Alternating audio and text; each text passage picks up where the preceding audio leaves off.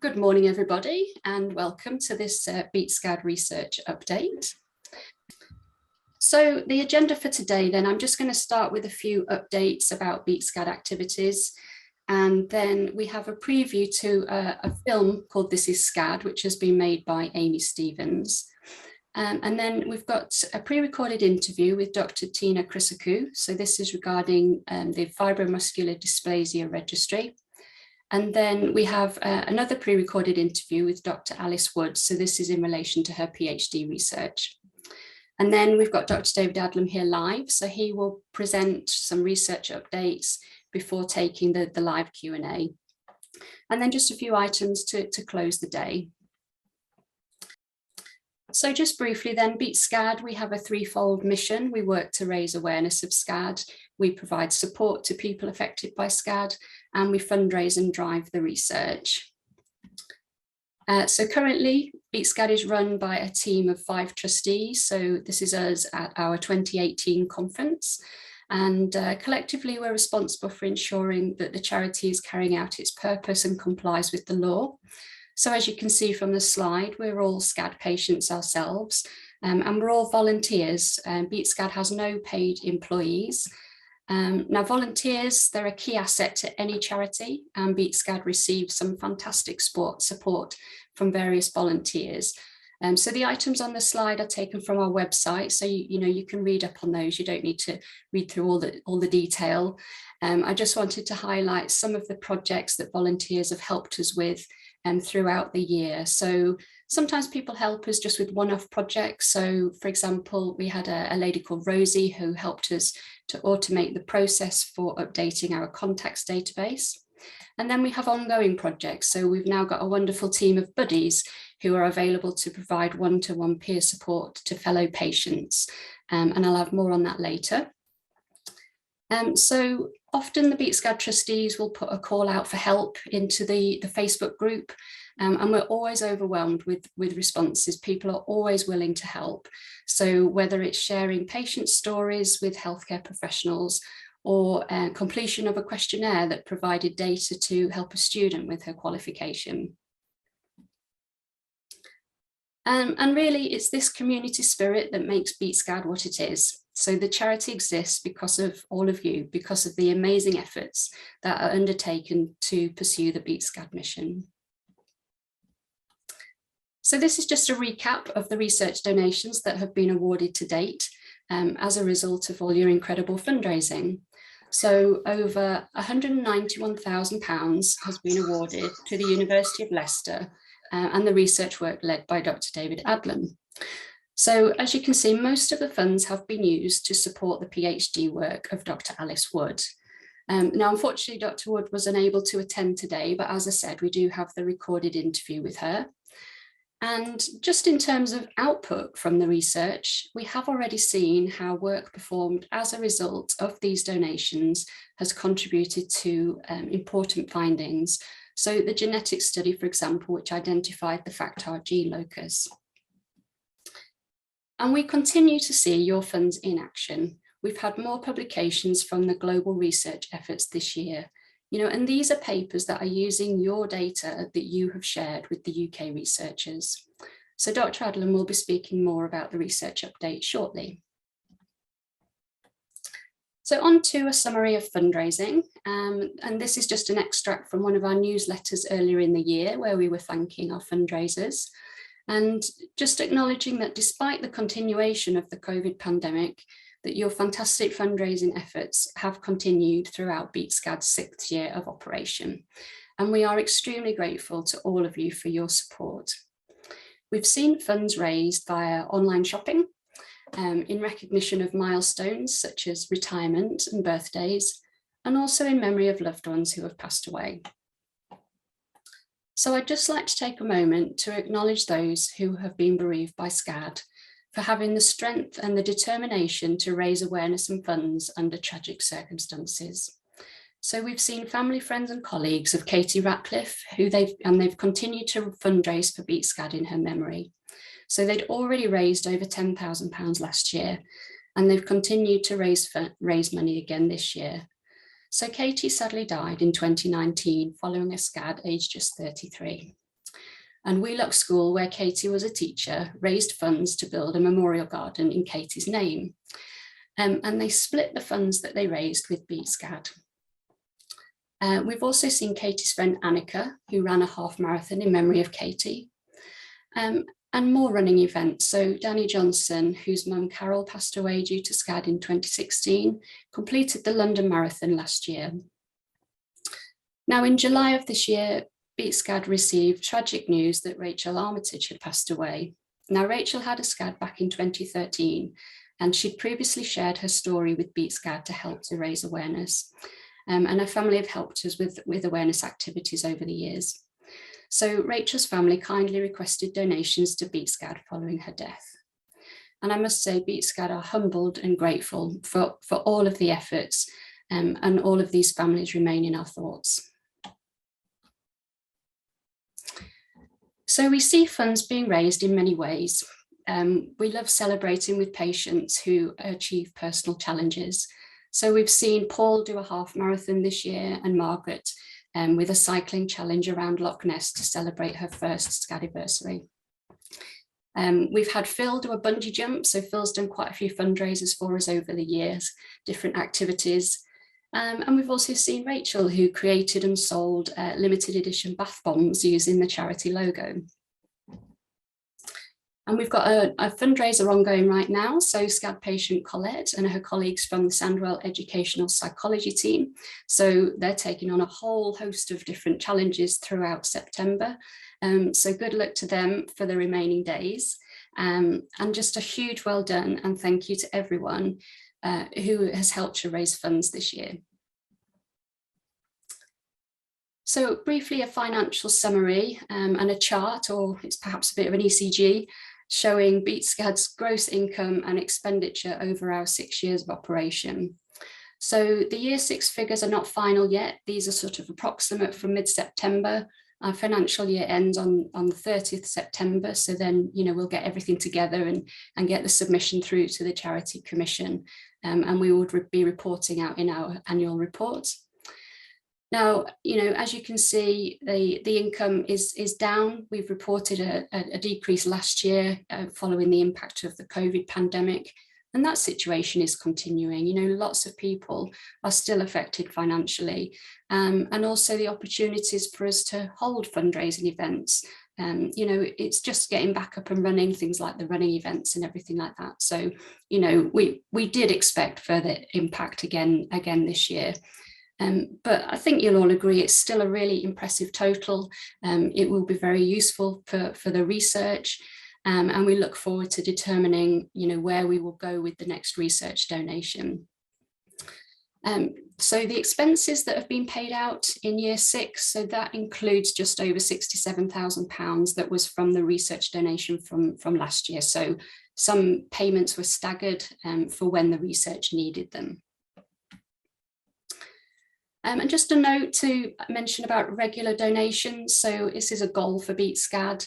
We've got an example calculation on the slide just to demonstrate how the funds can soon accumulate into values that would be really, really useful for the research. And, our community constantly grows. So, it's Beat Scad's hope that more people would feel able to sign up to become a regular donor. And there's more information on our website if you're interested. Another income source that we have is the Beat Scad online shop. And in response to the ongoing requirement for face coverings, we launched 3 designs using our logo. They've sold really well. We're really pleased with them. They're lovely soft material. A discount's available, so if you're interested in those, you can buy each design, and have a discount there. And then we're going to go there. Christmas is coming. We've just launched an early bird Christmas card sale, and I'm really pleased to tell you that we've got 2 beautiful new designs this year. We're really happy with the variety that we have now, and all the cards are extra special because they've been designed by people within the community, patients, children of patients. So we've just got a reduced price for a limited time only. And, you know, sending our cards is a really great way to help to raise awareness. Which brings me nicely on to some of the awareness activities that we've completed throughout year 6. And, you know, our target audience spans many healthcare professionals. So, you know, the NHS remains extremely busy, and some of the opportunities that we would usually have to talk to them haven't always been there, sort of the in-person conferences that we may have attended. But Trustee Sarah Coombs has rallied the troops, and she's led some training sessions for paramedics via Zoom. And this has been with the help of some patient volunteers to tell their story. So I can't emphasize enough how important patient voice is. This is one of our key tools, and we're really very thankful, especially to Rose, Zoe, Paul and Mag this year, who've helped us with these particular training sessions. So following those paramedics training sessions, we've then seen that some of the South East Coast ambulance service stations have put Beat Scad posters in what they call their clinical corner. So we received this lovely photo showing that the posters being displayed to help raise awareness across the station staff. And another awareness achievement this year has been a collaboration with Medics for Rare Diseases. So this is a charity, and they have developed RD 101. So it's an online interactive educational tool, and it covers the fundamentals of different rare diseases. So we're really excited that Scad has been included in this. It's the first medical education module of its type. It's aimed at medical students and doctors in training. And the aim is to better equip medical professionals to manage their rare disease patients before and after diagnosis. So you can read more about that at the story on our website, and also at the Medics for Rare Diseases website. So Trustee Sarah Coombs has been very busy this year. Another activity she was involved with was being interviewed by Lottie Moore. So Lottie is a public policy analyst, and she was looking into gender bias within healthcare. So this was published in Hospital Times. You can read it via the link shown. It's a fantastic article. If you haven't seen it yet, you know, it's definitely worth reading, and we'd love it if you could share it as well. So now just an overview of some of the support activities that BSCAD have been doing this year. And we launched our buddy service in November 2020. And the idea of the service is to offer one-to-one peer support to Scad patients, you know, who just need a little bit of extra support. And we have received 22 requests via the website so far. So some of those people were not already members of the Facebook group, so we directed them there, and then they found that the support they received in that group was plenty sufficient, you know, for what they were looking for. It's a fabulous group, and you know, it does bring so much support. So a few people decided that actually they didn't need the additional one-to-one buddy support. Whereas others have found that just a one-off, you know, heart-to-heart phone call with a buddy, you know, is what met their needs. So, you know, talking to someone about what's happened, having that shared experience. And then from those requests, we've had 7 people who have wanted ongoing buddy conversations. So, you know, we're here to provide the service that the patient needs. And we're coming up to the 1-year anniversary of launching it. So in November, we will perform a service review, and then we expect to be looking to recruit some additional buddies and providing training. So if anybody's interested in that service or being a buddy, then, you know, feel free to contact us. And I've mentioned the Facebook group. So it's not specifically a Beat Scad group. It existed before us, and was set up by a patient called Peter. But Beat Scad are heavily involved in the administration of this group. So trustees Debbie and Sarah are administrators, as is Lucy, who's one of our buddy volunteers. And then trustees Karen and Harriet are also very active. They contribute greatly within that group. And it's quite a big group now, so it's reached 1,000 members. And over 93% of members are active. So not necessarily commenting or posting, but certainly viewing content. And I think that's really testament to the value of the group, that people go into that, and keep up to date with what's happening. So the group administration is extremely demanding. There's hundreds of questions that are answered every month. But I know that the team really enjoy doing it. It's such a rewarding part of what we do within the community. So I think as a community, we are very lucky to have this wonderful team who support the group, provide hope and encouragement, and respond to so many posts.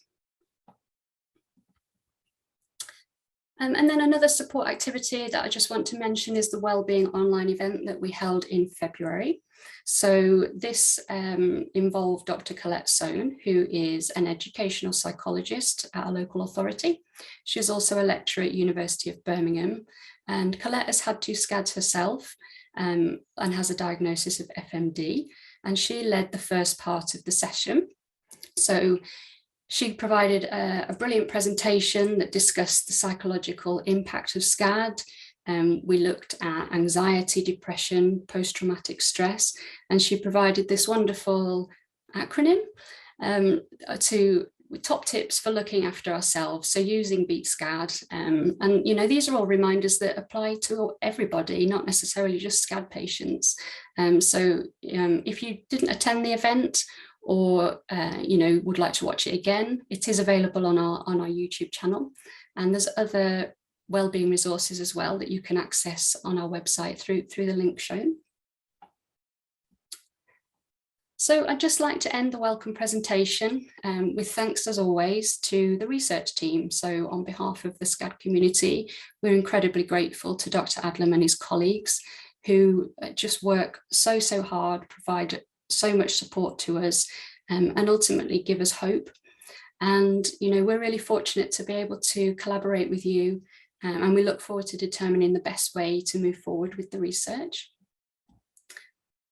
And thanks, of course, to all of you, our volunteers, our fundraisers, and our supporters. So you make the charity what it is. You continue to inspire me and my fellow trustees to keep working hard. So well done, everybody. And next we have a preview. So it's a film that's made by Aimy Stevens, who is a film and TV production student at Liverpool Media Academy. Now, Aimy contacted Beat Scad. She wanted to make a film to raise awareness of Scad. And sadly, this was because Amy's mum died following Scad. So Aimy wanted to interview Scad patients. So we put that call out to the community, and volunteers came forward. So Aimy contacted 3 of the patients, Kaz, Elizabeth, and Erica. And Beat Scad trustee Debbie Oliver also provided lots of information and arranged for Aimy to talk to Dr. Adlam.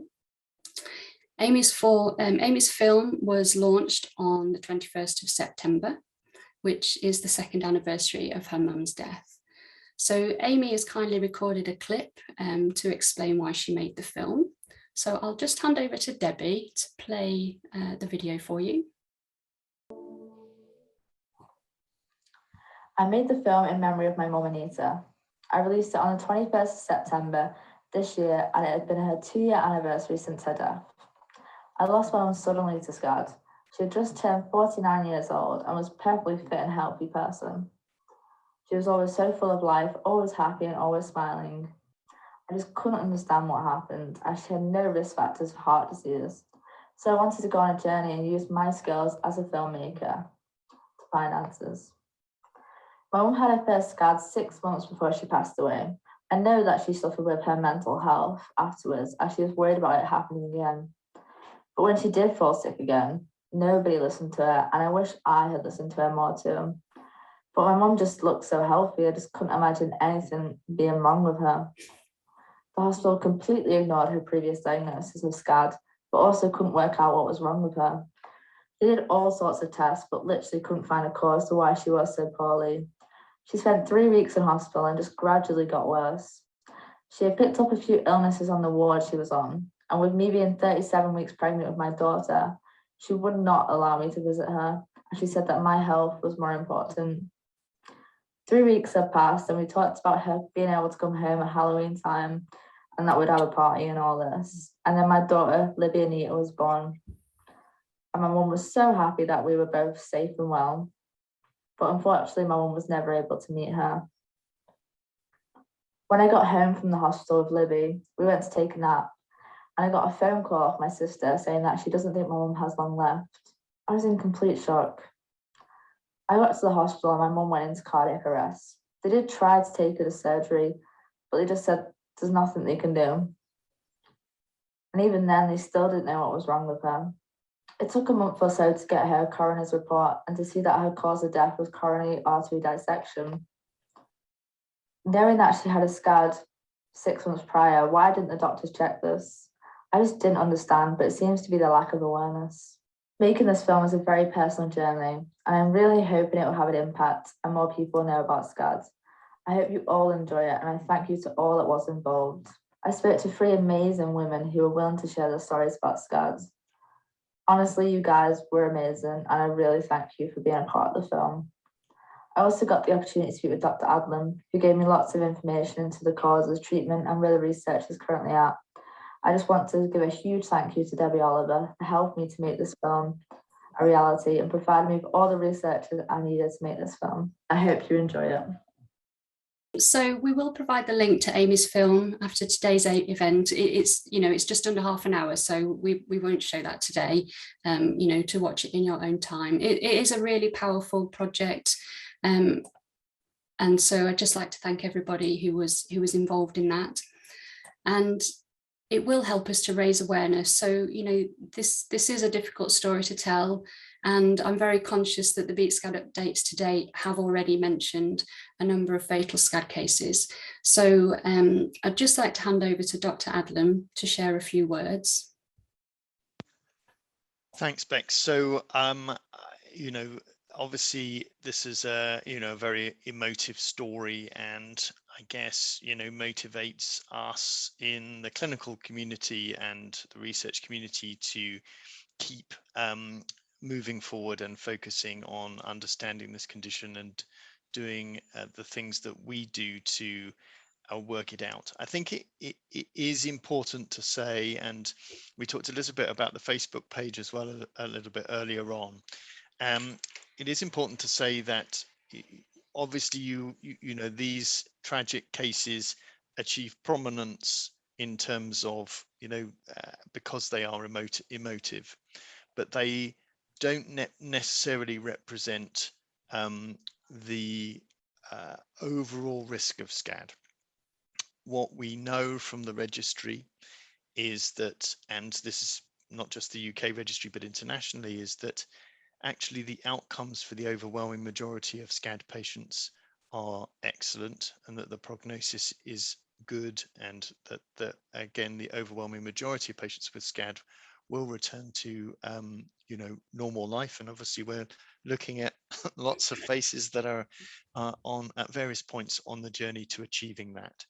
So yes, we should remember and use as motivation the tragic cases. And again, sometimes on Facebook, again, we see a prominence of people that are having a tougher time because those people are more likely to be posting and asking questions.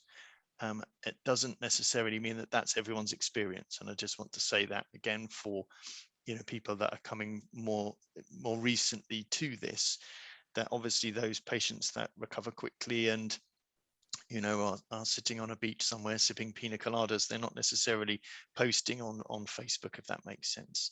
So yeah, I just think we have to remember that the context for most patients is not like this tragic story, but tragic stories are important for helping us to motivate and focus and try to do the things that we can do to make sure that those tragedies are minimized as far as is humanly possible by new treatments, new strategies, and of course education to make sure people recognize and respond to the condition when they see it. Thank you.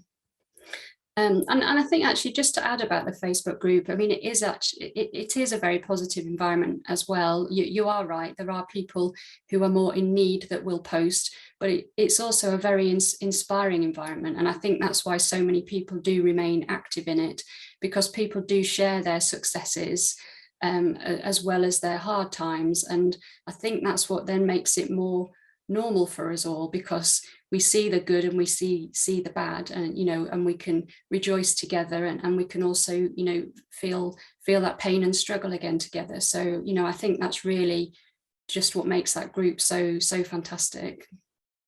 Absolutely. And I think one of the great things about Beat Scad is that you can see that spectrum. So people that are arriving new to this condition can see from the the other members of the group that Scad is something that we can work through and make sure that we have a really positive future. Absolutely. Okay, thank you. Next up, we have one of the 2 pre-recorded interviews. So fibromuscular dysplasia, FMD, is a condition that is associated with Scad. And Beat Scad trustee Karen Rockell recently spoke to Dr. Tina Chrysochou, who's a consultant nephrologist, an honorary senior lecturer in cardiovascular sciences within the School of Medical Sciences at Salford Royal Hospital. And Tina is involved in the FMD Registry. So again, I'll hand over to Debbie to play the video. Hello, everyone. Today, I'm going to introduce you to Tina Chrysochou, who is a consultant nephrologist at Salford Royal Hospital NHS Foundation Trust. And she is also honorary senior lecturer in cardiovascular sciences at University of Manchester. Hello, Tina. Thank you for joining us today. Thank you, Karen. It's an absolute honor to be here today. That's great. Today, you're going to talk to us about fibromuscular dysplasia, or FMD for short. Firstly, can you give me a brief explanation of what FMD is? Yes, sure. Before I start, I just want to start by saying congratulations on this wonderful meeting and all the hard work that you and all the Beat Scad team put in behind the scenes to enable meetings like this, which enable two-way conversation, because I often learn just as much from these meetings from the patient perspective as I'm sure it's the other way around. So to answer your question about FMD, FMD is still considered a rare disease which affects the blood vessels of the body. And what happens is that there is abnormal growth within the blood vessels that results in narrowed segments called stenosis and ballooned segments called aneurysms. This occurs more commonly in the kidney and the neck arteries, but can affect any of the arteries within the body. There is still so much to learn about FMD, and that's why there are all these initiatives to try and plug into the existing registries, to try and also have a UK contribution so that we can learn more about the condition. FMD can be completely asymptomatic in many individuals, and we often have patients presenting where it's been detected incidentally. For example, if you come forward as a live donor. So you have the one spectrum where it's completely asymptomatic and it's not going to bother you at all. And then we have the spectrum all the way through to where it can present with high blood pressure, but then as much as strokes, kidney impairment, heart attacks. So there can be the full spectrum on how it affects your blood vessels. And as a consequence, FMD can be innocent, as I've said in some cases, but can be a lot more serious in other cases. It can lead to investigations such as angiograms, radiological scans to try and detect it, and then procedures such as angioplasty. So that's FMD in a nutshell. We still don't know the exact cause. We know that it's more common in females. We know it's more common in young females, but it can certainly present in men as well. It can sometimes be more serious in men. But there's still a lot to learn about FMD. Thank you, Tina. And are there any new developments in FMD research? So the most knowledge we've been able to ascertain has been from the registry. So the American registry and the European registry are a valuable resource and have recruited now thousands of patients to help us try and understand a bit more. At the moment, the only research developments are still very much in the research realm. There isn't anything that's clinically relevant right now.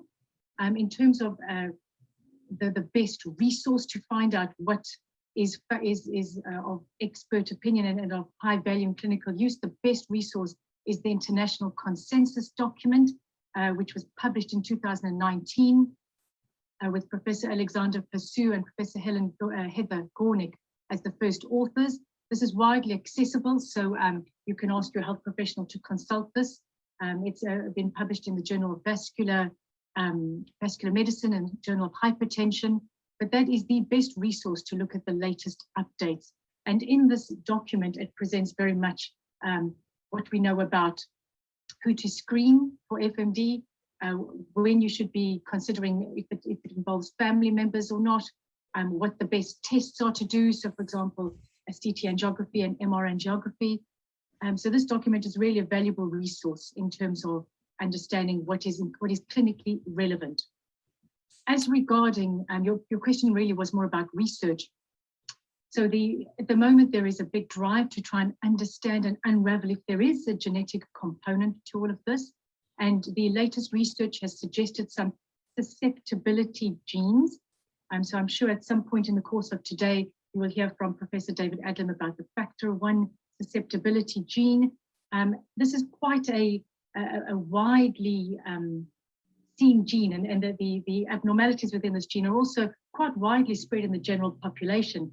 So unfortunately, we can't really use that as a diagnostic test in FMD at all. It's still very much in the research realm. And ultimately, it's probably going to be a constellation of potentially some genetic factors and phenotypic and factors that affect us in our lives as well, that might result in FMD, as well as who has a more serious form. We do know that smokers tend to have more severe manifestations of FMD. There are still questions about the oral contraceptive pill, hormone replacement therapy. At the moment, we are just suggesting a risk-benefit analysis. It's a very individual decision about that. But if there aren't any real benefits confirmed from being on the pill or hormone replacement therapy, we probably advise to come off it.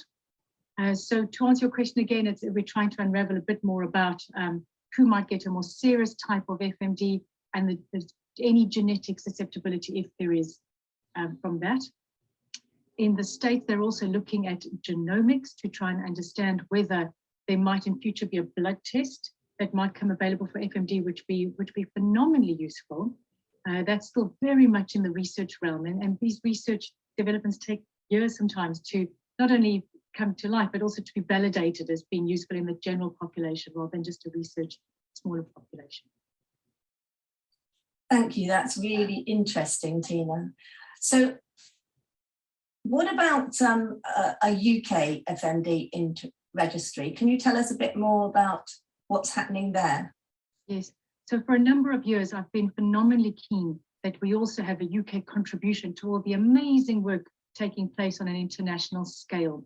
It has been a very long process to get to this point. It's a lot easier said than done. But my intention was always to look at this as from a national approach rather than just looking at my own centre. And I think that's why it has been so challenging, is because to try and get a sort of a national response is a little bit more tricky.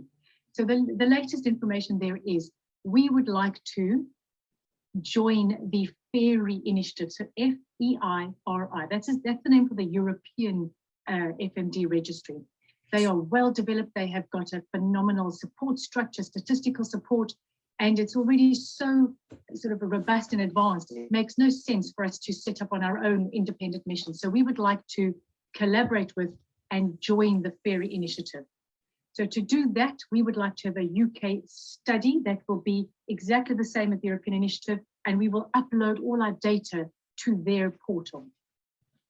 To try and get this adopted on a national basis, I am trying to get something called portfolio status, which with some funding that we've very kindly secured from the British and Irish Hypertensive Society, we're using that towards getting this adopted on the national portfolio. What does that mean? If something is portfolio adopted, it means that you can immediately access research nurse support in centres across the country. which again is very useful from a practical perspective, because if you're simply relying on the goodwill without any funding and without any time from busy clinicians, my fear is that that will be a non-starter. So by being portfolio adopted, it's got a better branding to it, and it also means that we access the resources to upload into this portal. So Salford Royal Hospital, under the umbrella of the Northern Care Alliance, because we're now part of an alliance with Penine Acute Trust, has agreed to be the sponsor for the study, and we have gone through all the paperwork with them, and they are happy to support us. So Salford Royal will be the centre from which all the research is coordinated, but each individual centre, once we finally have ethical approval for this, each individual centre will be responsible for their own data collection and uploading into the portal. So to be part of the FAIR initiative is essentially just uploading patient information, of course, anonymously, into the FAIRY portal, and then it's optional as to whether centres want to have serum and biobanking collection and DNA collection. We are making provision at Salford Royal for centres to send their DNA and serum to us if they would like, but Professor Pursue is more than happy for centres to directly send it to them. And in fact, that is something he's put into the FAIR initiative, which is now an international study, that centres can just directly send their samples to him. But we are making provision for this at Salford Royal in the event centres perhaps only have 1 or 2 samples that they don't, it's difficult or costly to send to Europe. So I've given you a very long, convoluted answer because there's been about 3 years of work that's gone in behind the scenes. But we have the first step, which is Salford being the sponsor. The second step is now to get ethical approval. And because we're also looking to recruit both children and adults, again, there's another layer of complication there, because we have to make sure that our information leaflets, for example, are age appropriate, that we have thought of all the ethical considerations across the spectrum. So yes, so hopefully I will have good news for you once we have ethical approval. And once we have ethical approval, we can roll this out to all centres across the UK. And anyone from across the UK and Ireland can have their data uploaded to be part of this collaborative. So, have you any idea how many centres across the country there might be in the future? So we have at least 8 centres who have shown interest in FMD and have got patients with this condition. But if I look at my FMD clinic, for example, I'm receiving patients from all across the country. So clearly it's something that is everywhere, but not everywhere has a specialist interest in it. But there are about 8 large centres who would be keen and have shown willing to be part of this initiative once it's approved. Thank you. That's really interesting and very, very exciting for us living in the UK. If somebody is interested in joining the registry, who can get involved to start with, and how do they get involved? So excellent question. So anybody with FMD, anywhere in the body, whether it be a carotid or whether it be renal, as long as you have FMD, you're eligible to be part of the FAIRY initiative. We're also including middle aortic syndrome, which is a subset of FMD. And Professor Pursue is also keen to consider enrolling patients who have aneurysms and dissections, but without the formal diagnosis of FMD. So that's something to come. But I'd be very keen because I'm seeing a lot of that as well. So hopefully we can expand the remit. But at present, it's anybody with FMD anywhere. How to physically get involved would be your centre would need to upload your data to the FAIRY portal. And we can only really give them the link and the approval once we have the ethical approval for that. But it's essentially just a website. You log in, you have encrypted patient data, etc. So as long as they inform their clinicians, or the research team, the research nurses and the research team can upload your data. Okay, so have you any idea how long it's going to be before you can start recruiting? So it takes 6 weeks, I've been told at present, roughly, to get ethical approval. And this week, we had our submissions sent back to us because they would like more questions answered specifically about the age-appropriate consent forms. And they've asked a few other technical questions. So I'd like to hope that once we can align our paperwork with the new patient consent forms coming from the European team, which will be next week, is my understanding, we can hopefully submit that once again back to the ethical committee then. So I'm going to estimate hopefully 2 months would be a good time before we can expect to have FDA approval. It takes very long. I've come to realize it's a long and arduous process, and I can only apologize it's taken so long, but there is will and there is willing. We just have to, obviously with Brexit and, you know, the UK has very strict regulations when it comes to research. And because we've chosen the harder step of trying to look at this from a national perspective, rather than just my centre, there are a lot more steps involved. Yes, I can imagine. I've been involved with a bit of research myself, and I understand how complicated ethics approval is in the UK especially. Once you've got approval, how long do you think the registry will be running? Right, so the registry is available for 10 years. You always have to state how long your study is running for. And we've again just copied what the Europeans have done. So they have stated that the research is to run for either 10 years or until 5,000 patients are recruited. At that stage, depending on recruitment and whether you feel that there are still patients to be taken on board, you can apply for an amendment to extend that. But ethics committees and research teams always need you to have a finite time. So it's either the first £5,000 of patients across Europe, which we will be part of, or 10 years. In the UK, we're starting with a target of 200 patients. And once we achieve that and we know how long that will take to achieve, we can then apply for an amendment. When we looked at the RADAR database, so you may recall from previous meetings that I managed to get FMD adopted as a rare condition on the RADAR registry, which is a UK rare disease registry. All that involved was uploading patients to this registry, which means that in future, if any research or studies came available, then you consent to being contacted about that. And that involved very little work from the medical team. There was very little involved to being part of RADAR. And yet, despite being on RADAR for about 6 years, we've only had around 40 patients uploaded to that, the vast majority from my centre. So again, we've just put 200 to have a realistic target, and then we can obviously expand that once we hit the target.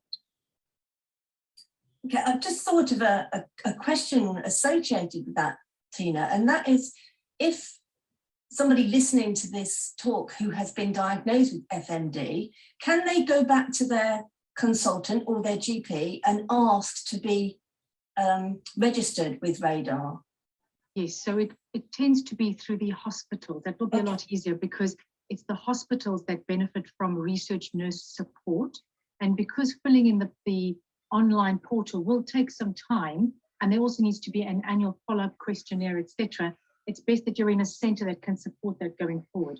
So it's unlikely at present that GPs would be able to do that, I suspect, because of time constraints. But yes, the hospital consultant can do that. Alternatively, if you're a patient who's been referred to our centre, we will then obviously be able to upload your data. It's all been really useful and interesting. I'm sure there'll be lots and lots of questions about FMD from our audience. Finally, just to cover a little bit about where and how people can access specialist FMD advice in the UK. So on this front, I've got a lot more practical and positive news.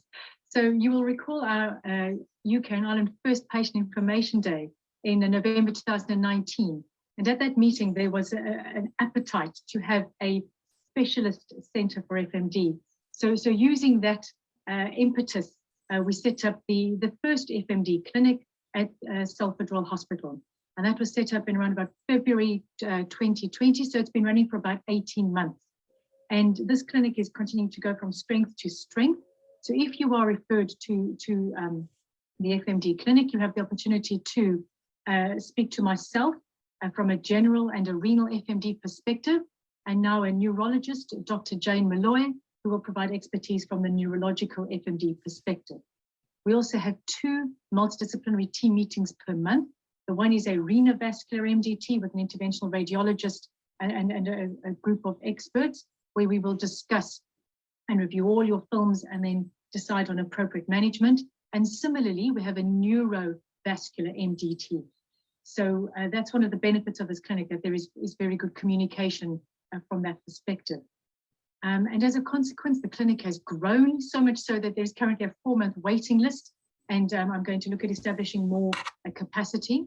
But I've seen patients from all across the country come to this clinic, and it just gives me the opportunity to consider your case on an individual basis and provide patient information on an individual basis, answer your questions in as practical a way as possible, bearing in mind the limitations to what knowledge is out there. I can also signpost you to relevant resources. We also discuss on an individual basis whether your care will continue purely under our clinic, or whether there is a local neurologist or a local team for various complications of FMD, for example, that might be better to follow up with. Just some experience that I've gained over the last 18 months is that sometimes it's not always FMD. And again, this has been tricky, in particular some patients' cases where everything looks like it should be FMD, but they don't have the hallmark stenosis, for example, the narrowed blood vessels, but they have some of the other features. So that's something that we look at really carefully in our MDTs, is do you fulfill the criteria for diagnosis of FMD at present? Another commonly requested theme is about genetic testing. And genetic testing isn't of value to the vast majority of patients who come to the clinic, because there isn't a genetic test for FMD. But in the rare case where we feel you need a connective tissue disorder genetic screen, we will refer you to your local centre. We don't have an actual genetics clinic at Salford Royal.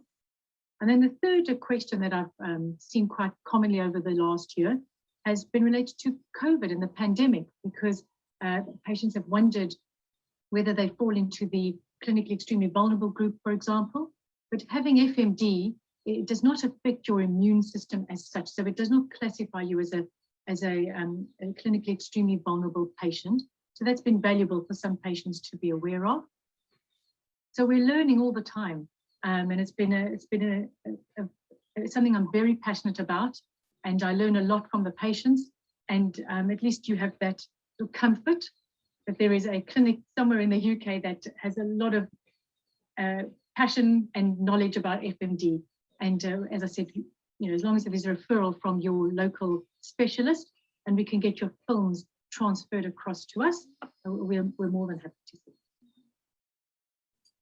Thank you. Just one question that occurs to me is, what is your experience of people that have had a Scad and then get diagnosed with FMD? And what sort of proportion of the patients you've come across are Scad patients? Yes, the minority is the answer to that, Karen. So of the patients that have come to the FMD clinic, there's probably around 5% have had Scad. And that's either Scad with FMD or Scad on its own. And we've been able at least to do full body imaging to rule out FMD elsewhere. Any patient with Scad, naturally we signpost to the Scad registry and ensure that their specialist either has consulted with Professor Adlam, or if they're not experienced with managing it, at least are signposted in that direction. So it depends. I would say that most of my patients with Scad are very well informed patients, and they are a very dynamic group. So hopefully will be a valuable addition to your forum. And it's a pleasure to be with patients who are sort of as keen as what we are to get to the bottom of what's caused it, or how any information we can gain from research in the future. Lovely, thank you, Tina. That's been really, really helpful. I'm sure everybody's really appreciated hearing about FMD in a bit more detail, and I'm sure there will be questions which I will be forwarding to you, and we will also try and add a bit of information into our next follow-up of the day or our newsletter with a bit more information as it comes to us about the FMD registry. Thank you very much. Thank you for the opportunity. Thanks to you as well, Karen. That was great. Really, really helpful, really insightful. And we look forward to hearing more about when the registry gets up and running, and the part it will play in the research that's happening. So if anyone does have any questions, then please go ahead and put those into the chat. And then, so we have another pre-recorded interview. So I hope the quality is okay for you. Obviously, you know, your own broadband could potentially impact it. But we will be sharing these recordings on our YouTube channel later, so they will be available to watch again. So our next recording is with Dr. Alice Wood. So Dr. Wood has been the research fellow in Leicester, working alongside Dr. Adlam, so between 2017 and just finished recently in 2021, and is now, you know, in throes of analysing the data. And so Dr. Wood has been partially funded by BeatScad donations. So obviously we're very keen to hear outcomes of her work. So again, hand back to Debbie. We'll play that video. So hello, and I'm pleased to be talking again to Dr. Alice Wood, who was the Scad Research Fellow at the Cardiovascular Research Centre at Glenfield Hospital in Leicester from 2017 through to just recently, so just finished the tenure at the end of July 2021. And the majority of the BeatScad donations that have been awarded to the University of Leicester so far have been used towards funding Dr. Alice Wood's PhD work. So welcome, Dr. Wood, and thank you for taking the time today to discuss your work with me. So firstly, could you just share a summary of the scope of your research project? So the aim of it was to understand better why SCAD happens, why some people will be vulnerable and others with the same symptoms. So we looked at vascular reactivity to see whether people with a history of SCAD perhaps have arteries that respond more dramatically to stress than others, which may make them vulnerable to dissection. We looked at the autonomic nervous system. So this is the unconscious nervous system that controls your heart rate and blood pressure, including in terms of response to stress and things like that. We looked at exercise testing because some of our patients report either exercise as having triggered their SCAD or just having above average levels of exercise activity. And we wondered if this might be relevant, or whether, for example, people with a history of SCAD might respond more dramatically to exercise with a higher blood pressure response and things like that. And then we did cardiac MRI, primarily to look at myocardial blood flow, because we know that in the vast majority of cases, the vessels we see on angiogram heal in SCAD patients, but a proportion of patients still get chest pain. And one of the possibilities explaining that would be a problem in the microvessels that we don't see on angiogram. So we aim to study that. And during the MRI, we also did some psychological stress, relatively mild with mental arithmetic, to see if the SCAD patients responded differently to psychological stress. Mild, that would be high for me. So you looked at subgroups, you know, why were those particular subgroups chosen? So we chose to study men with SCAD and people with recurrent SCAD, in fact, women with recurrent SCAD. And there were a couple of reasons for choosing to study men, partly simply because they haven't been studied so far. Most of the registries looking at SCAD have either included the vast majority of women with a few men or focused exclusively on women. And so we thought it would be interesting to learn something about this group. And then we also know that, although we don't know the exact mechanism, that there seems to be an association with sex hormones, so pregnancy, phases of the menstrual cycle. But it can't be the only explanation because SCAD occurs in men who don't have these risk factors. So we wanted to tease out the other risk factors, and we hope that this might help. Then we studied people with recurrent SCAD, partly for a pragmatic reason that we thought these people might have a more dramatic sort of version of SCAD. That's not a definite thing, we haven't proven that, but with smaller study numbers, we might be more likely to see a difference. And so it just meant that we could power our study with fewer patients, given that we knew we couldn't study thousands of people. And the other reason was so that we can compare the recurrent cohort with the rest of the group and see if we do establish any differences. So were there any specific questions that you aimed to look at with the research? So it was largely exploratory, in that we didn't have a definite question that we thought this is really going to be the key to SCAD. So we're exploring various options with the aim of either confirming them or potentially ruling them out, so at least we know what else we can go on to. And these included things like whether people with Scad might respond differently to stress from other people. They might have a higher blood pressure response, or they might be more likely to constrict their vessels. And they might have a different autonomic response in certain circumstances. And we don't expect this research to give us the holy grail of, this is exactly why you had Scad and your friend didn't. But we hope it might give us some pointers that will probably lead to further research. Sort of teasing out bits of information and helping you to decide. Yeah, and seeing what seemed likely and where we can take it further on. Yeah. And how many people did you see during your research period? So we saw a few people, and then not all of them had all aspects of the study, but the number of people who had all aspects of the study, so we had 29 men with a history of Scad, 27 male healthy volunteers, 23 women with recurrent Scad, and 15 female volunteers. And then in terms of tests done, we did 94 brachial ultrasound, 89 cardiac MRI, 94 exercise tests, 93 24-hour ECGs, and then we had 23 people also come for research scans for fibromuscular dysplasia. So you sort of touched on it a little bit at the beginning, but what sort of information could the results of those tests provide? So the brachial ultrasound, a test called flow-mediated dilatation, is a test of the functioning of the arteries and their lining, the endothelium. And we study this in the arm because obviously it's easier to access superficial vessels in the arm by ultrasound than to study the arteries in the heart. But it's thought that it represents similar functioning. And we know that this test is abnormal in people with atherosclerotic heart disease, so cholesterol plaques.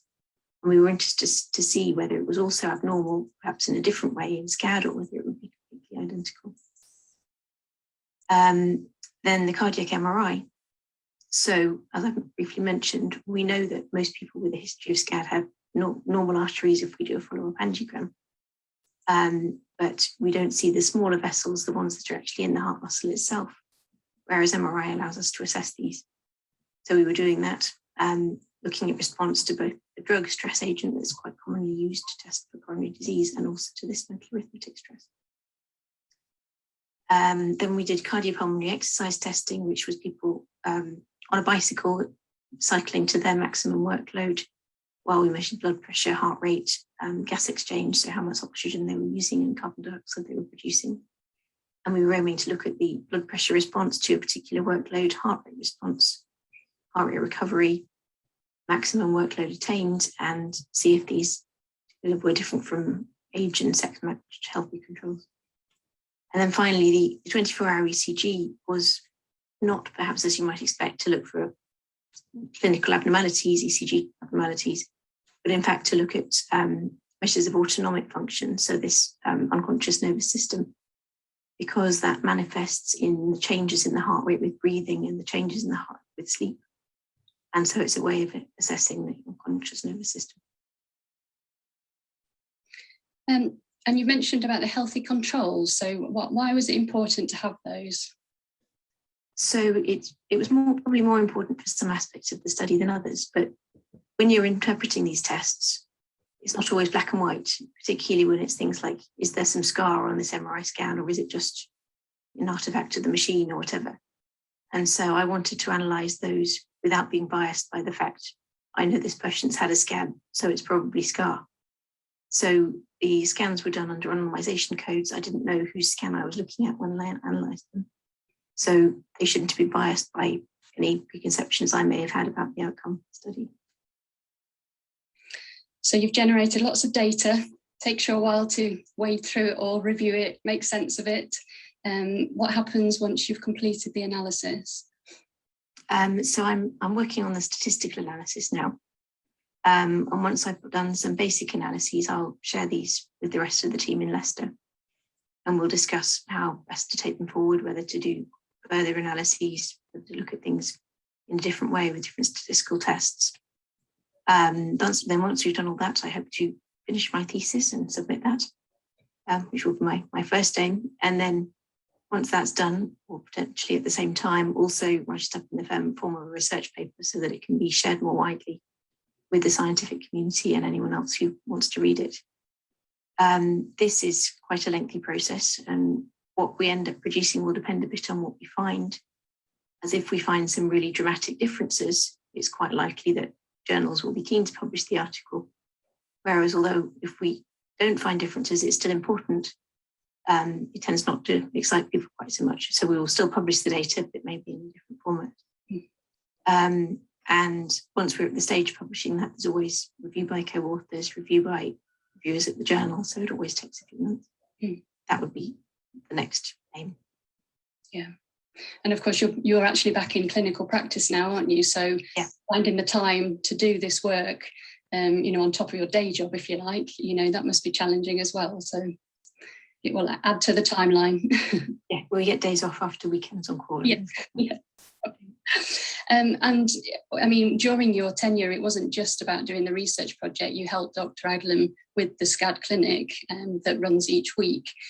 So, how did that experience, work alongside the research? Was there benefits to it?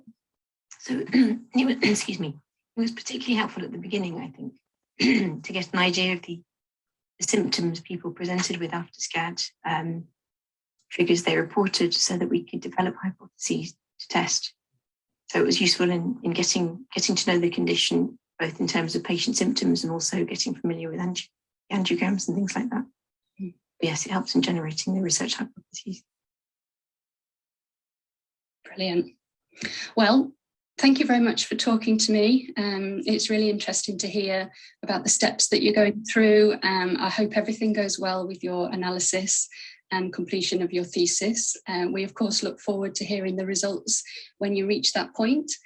And really, I'd just, on behalf of the whole Scad community, I'd like to thank you for all your hard work. You've been a strong part of the team for a long time. So we're sad to see you leave the team.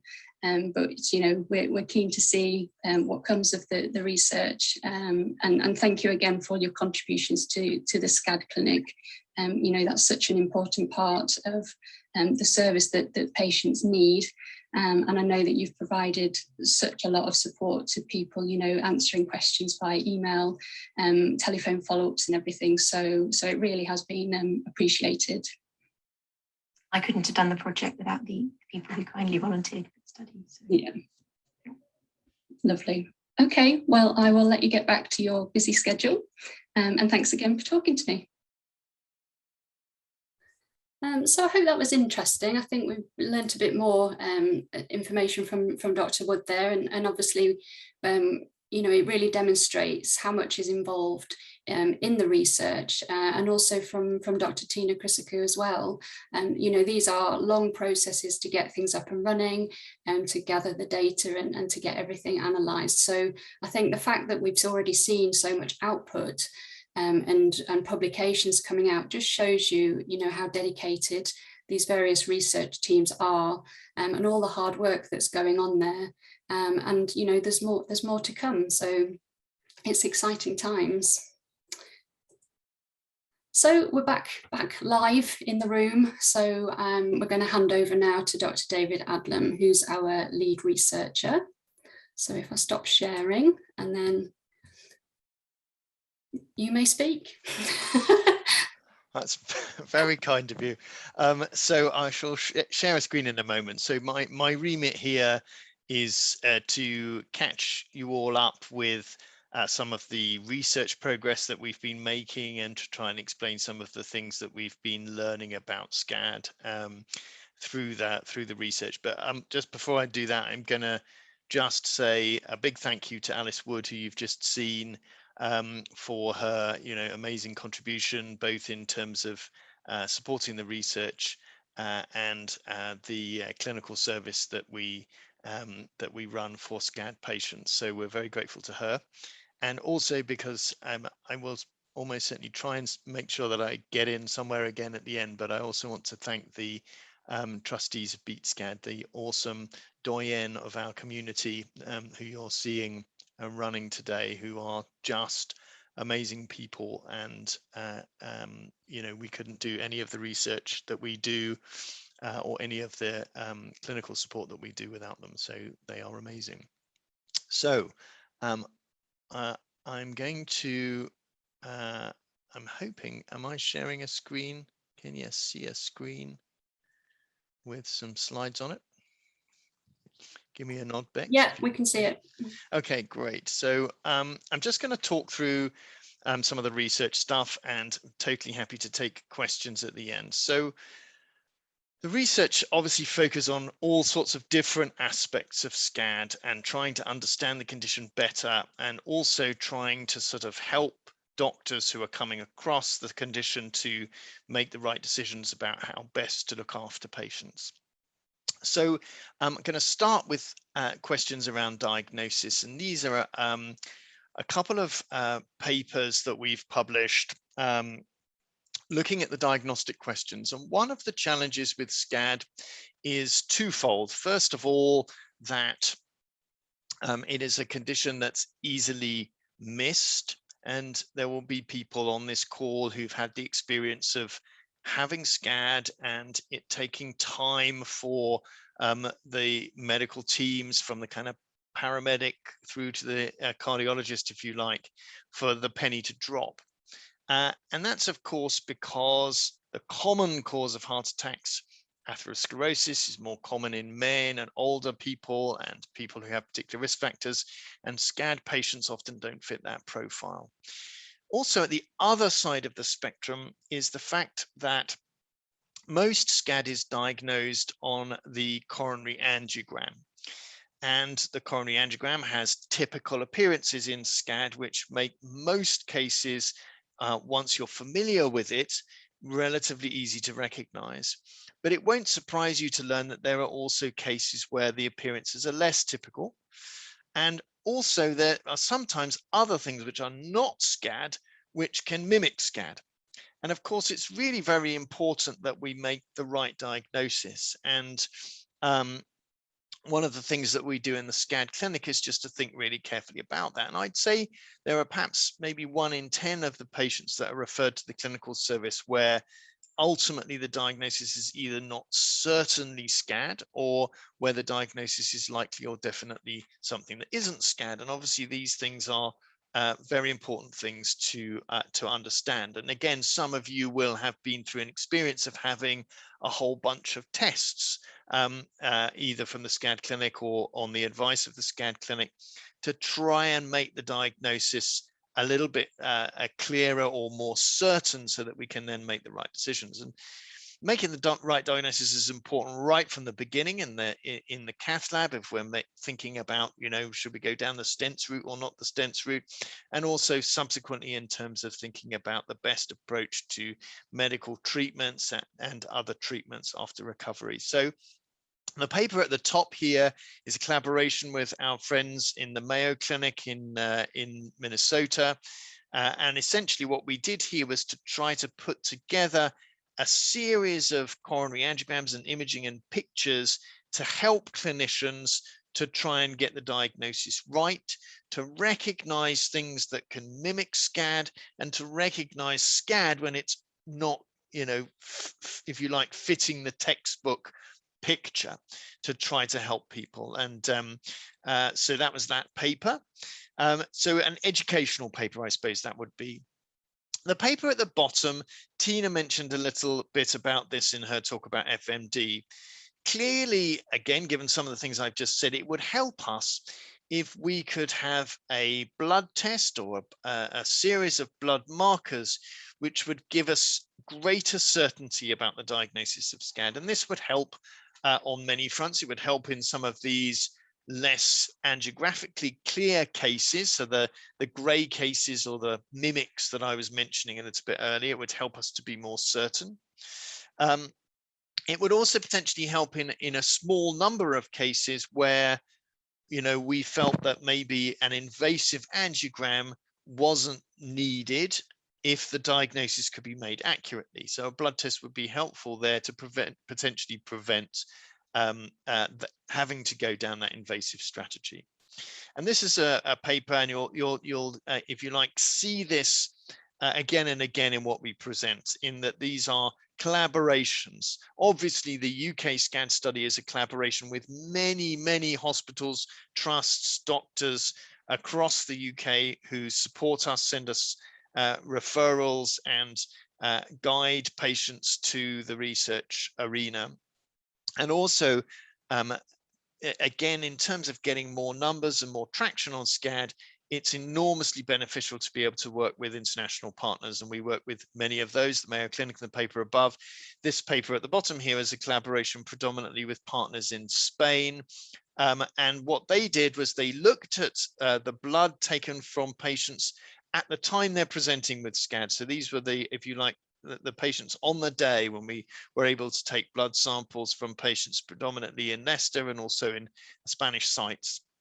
And what we were able to identify was an initial signal of some markers within the blood, these things called MIRs or microRNAs, which gave a profile that was able to distinguish between Scad and other causes of heart attacks. This is preliminary, and I think Tina mentioned it, and needs lots more validation, and again, lots more blood samples, particularly from those acute patients, to be able to sort of firm up and get to the point where this is a test that can actually be used. But it's a first step to saying, actually, in Scad patients, there are blood markers out there that may enable us to distinguish between Scad and something else using a blood test. Lots more work to be done to make that reality, but a first signal to suggest it might be useful. So moving on from the initial diagnosis to the treatment in the Cath Lab. So what to do with patients? And I suppose this is the question about conservative treatment, so not putting stents in versus putting stents in. And this is the paper. Again, you'll see that there are a broad range of collaborators here, many of them from the UK, but also from Italy, from Poland, who are contributing, and Dutch colleagues and Spanish colleagues. So, you know, it's a broad brush of people that are contributing here to this work to allow us to sort of delve into trying to understand where the risk-benefit balance lies for stenting. And to give the background, many of you will be familiar that the message in Scad patients in over the last few years has been one that the conservative management is best if it is possible. So not going down the lines of stents is best if it is possible. However, it isn't always possible. I think this is a really important message, because sometimes I'll get patients who will come to clinic and they'll say, well, I had stents and maybe that was a mistake. But actually, there are situations when stents are needed. And to some extent, we've seen a little bit of the pendulum maybe swinging a little bit too far in the direction of not putting stents in some situations where there's a blockage in a coronary artery that's supplying a large amount of heart muscle, where it might have been the best thing to do to try and do something to reopen flow in that vessel. So this was a paper that was trying to understand where that balance should lie. Who should we be thinking about stents and who should we not be thinking about stents? And this is just to illustrate, if you like, the issue, the problem. You may be able to see my little cursor here. So as you know, Scad arises from a bruise that develops in the wall of the artery, as you heard me whittering about earlier in the video that you saw.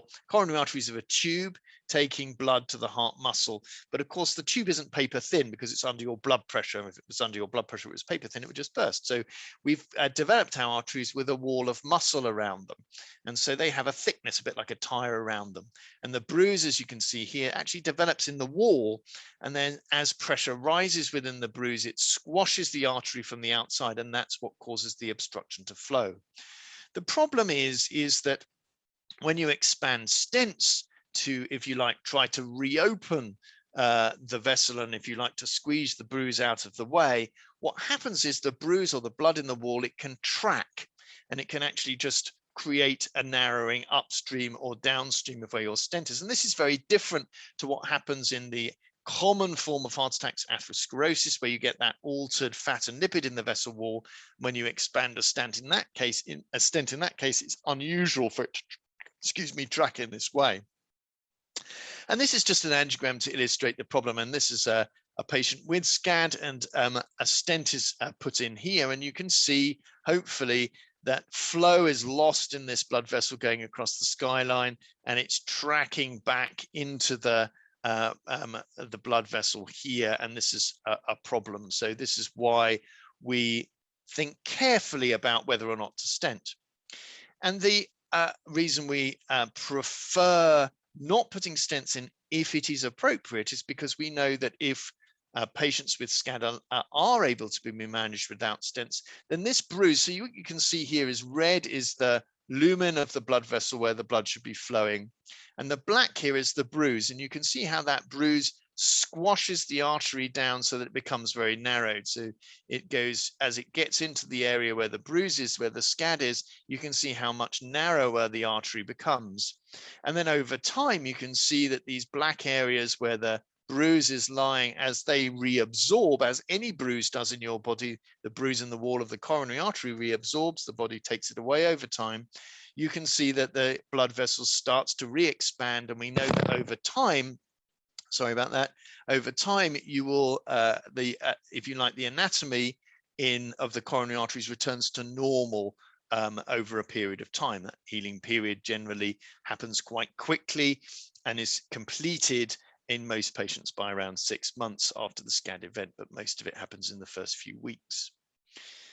So this is the cost of stenting as we demonstrated in this paper. What happens is if you have to go down the line of stents, you find that in some patients, at least, you need quite a few stents because you're having to sort of chase this bruise as it tracks along the wall. So complications of one sort or another if patients go down the line of stenting are quite common.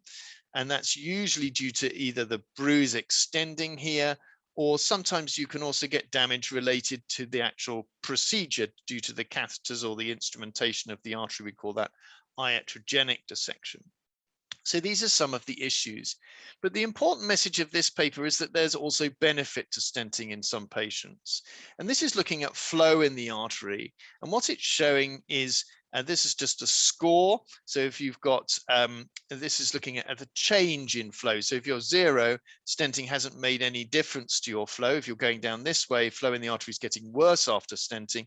If you're going up this way, flow is getting better after stenting. And what it's essentially showing you is that in those patients who were selected for stenting by their doctor, so this is not a clinical trial where patients are randomized to stenting or not, this is observational data. But there you can see that there are a group of patients for whom there is a significant and important improvement in flow as a result of stenting. And actually those in which the flow is made worse as a result of stenting are quite small. There's a bunch in which there's no improvement and no deterioration. But there is clearly a benefit of stenting in some patients. And I think what we hoped the message of this paper would give was a clearer understanding for clinicians to decide who should we be thinking about stenting or PCI or doing something to the coronary artery, and who is it okay to sit tight and manage them conservatively. Most patients we still think should be managed conservatively, but there are some patients, particularly those with blockages, that are, if you like, more at the beginning or in the middle of an important blood vessel where it may be necessary to do something. And we're also starting at least to discuss what the best treatment strategies are. And this is a treatment strategy which is using a little balloon, which can, it's called a cutting balloon, and it can basically fenestrate between the true lumen in the middle here and the false lumen, which is where the bruise lies outside it here. And what you'll see is this is what it looks like before, where you've got this squashed true lumen and the bruise around the outside. And again, you can see here the bruise, and this is a very tiny true lumen. It's been squashed almost flat here. And this is what happens after you use the cutting balloon, that you get this fenestration between the true lumen and the false lumen. This opens up the artery, and it's also suggested that this may be a technique that makes stenting safer where you need to do it. And the reason for that is that you can imagine as the stent expands here, the false lumens can depressurize because it's already got a perforation in it. And so that means it's less likely that it's going to track along the vessel and cause problems. So this is quite a technical paper, but it's something that we hope will help those cardiologists who see SCAD patients in the cath lab to make the right choices about who should get stenting or who should have coronary intervention, who should be managed conservatively, and at least to start to open up the question as to how to treat those who do need intervention. And I think also to the patient community to understand that there are cases, there will always be cases that need stents, and there will always be SCAD patients that, you know, occasional SCAD patients who may be better served with a bypass operation. These things will not change. And if you've had stenting or had a bypass operation, it doesn't mean you've had the wrong thing. It just means that your case, you know, hopefully is one of those that's been carefully selected because it was felt that that was the best approach to treat you.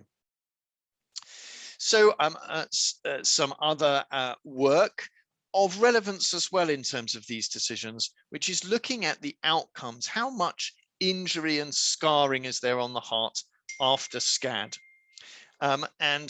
This is a paper which comes from all of the patients, many of you who attended for cardiac MRI in Leicester, and it's looking at these convalescent MRI scans.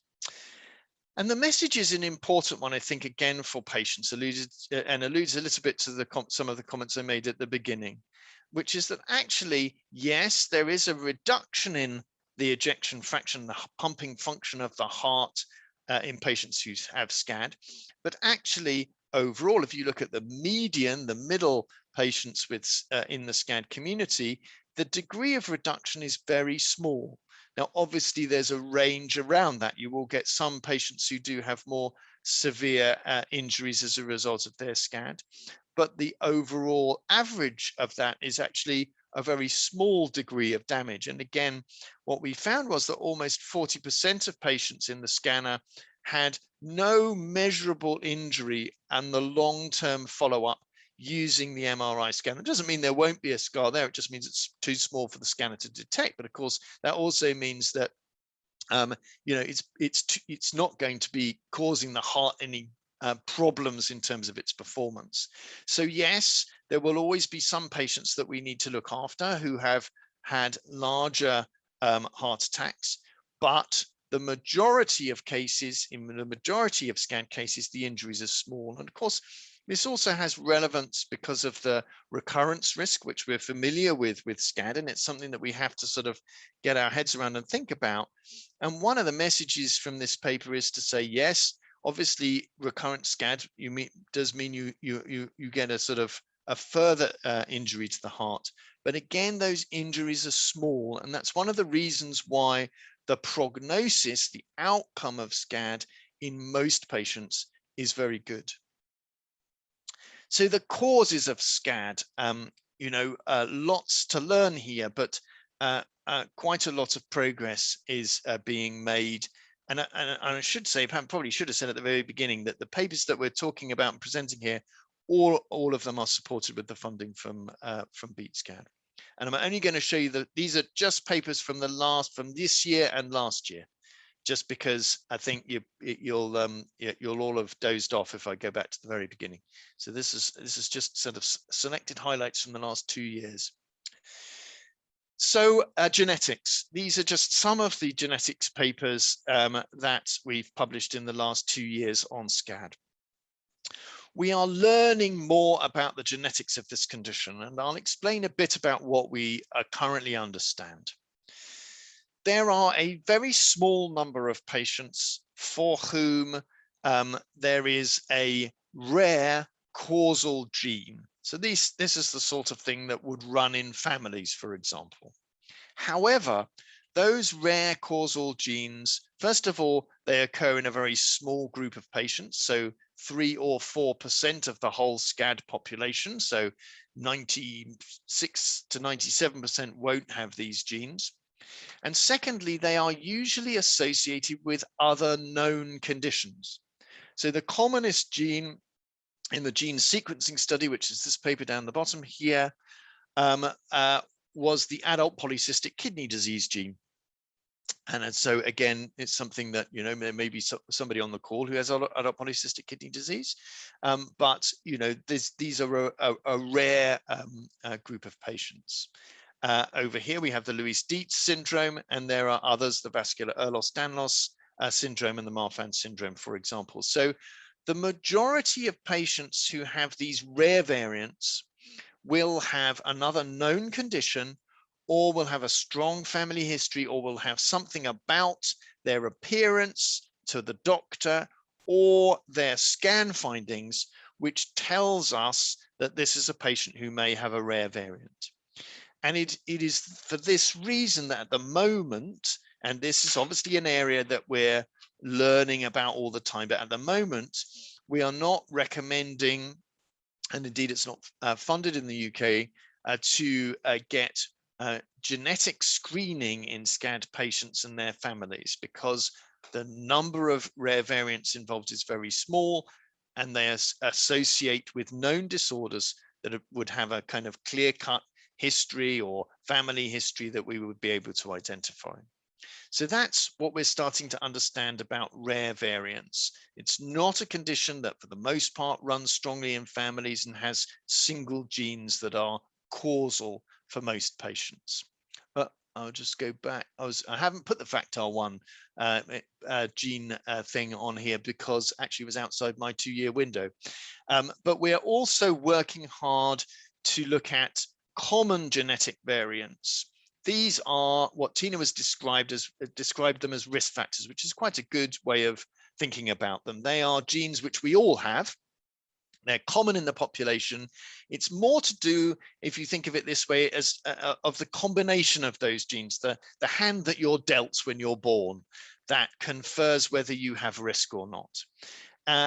Factor1 was the first of these genes that we described with our French and collaborators a couple of years ago now, 2019, I think that paper was out. So that's the first common variant that was described in Scad.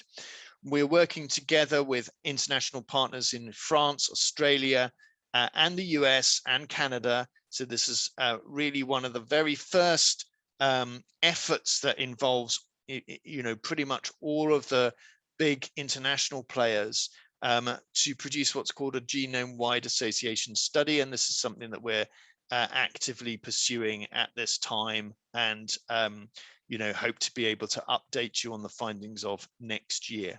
So lots more to learn from a genetics perspective. One of the interesting things that's emerging from the common variants with Factor1 and other genes that have been described so far is that the genes which confer a little bit of risk, and as I've said, it's lots of little bits of risk that that contribute here, but these genes do seem to often be protective against the common form of coronary artery disease, and the common cause for heart attacks, atherosclerosis, the cholesterol and so on, related disorder.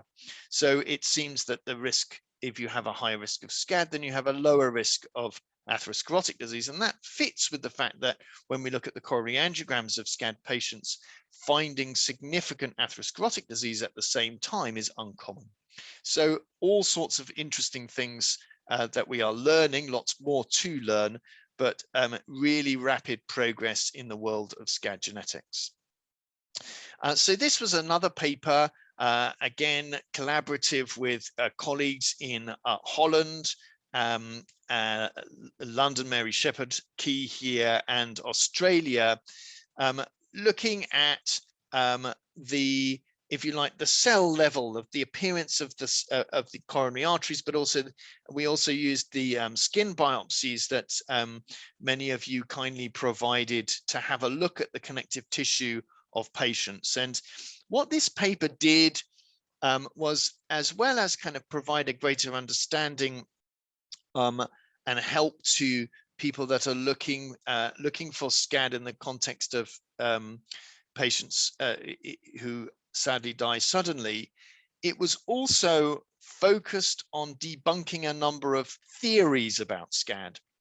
So some of these theories, I'll just go through a few of them. So, for example, there was a theory that Scad was basically caused by inflammation of the wall of the coronary artery, a sort of arteritis, if you like it, itis meaning inflammation and arter bit being the artery.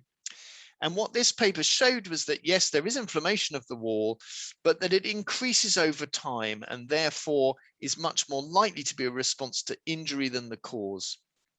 There was another theory that there would be more little microvessels in the wall of the coronary artery. And again, we demonstrated this was time dependent. And so although, yes, there was an increase in the number of these microvessels, that this was something that happened over time and was probably a response to injury rather than, if you like, the underlying cause. And then in terms of the connective tissue, we found some subtle hints that some of the very subtle features of elastin, the elastic element of connective tissue, might be different in Scad patients.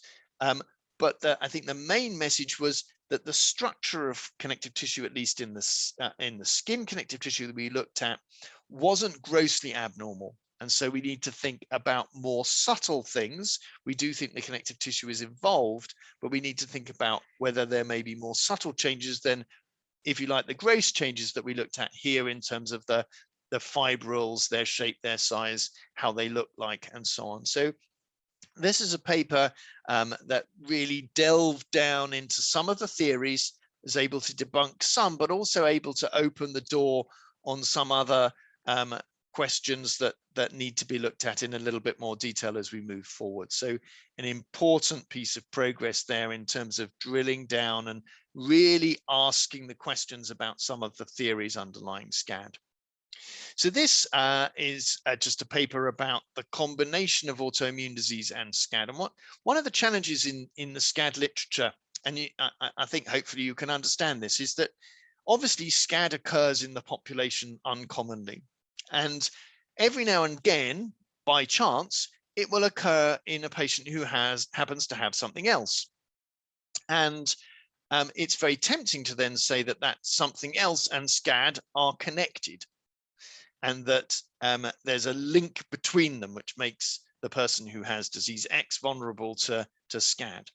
One of those things that we've had very recently, which we've been carefully thinking about, is the association between Scad and COVID-19 vaccination. So again, COVID-19 vaccination, the whole population's being vaccinated.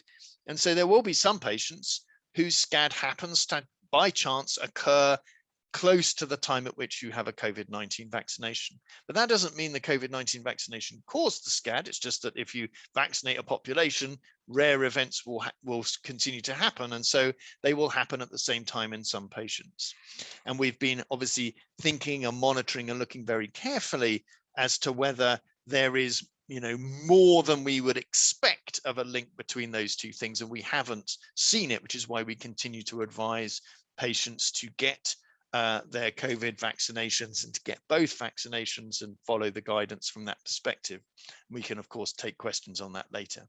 But this is a paper that is our comment on a paper from our friends and colleagues at the Mayo Clinic, who did a very nice study looking to see whether the reported links between Scad and autoimmune diseases were, if you like, demonstrable when you had a control population, when you had a comparator population. And essentially, they showed that, yes, you do get autoimmune diseases in Scad, but these appear to be occurring at the same frequency as we would expect in a matched population. And therefore, they're more likely to be coincident, so happening at the same time rather than causation.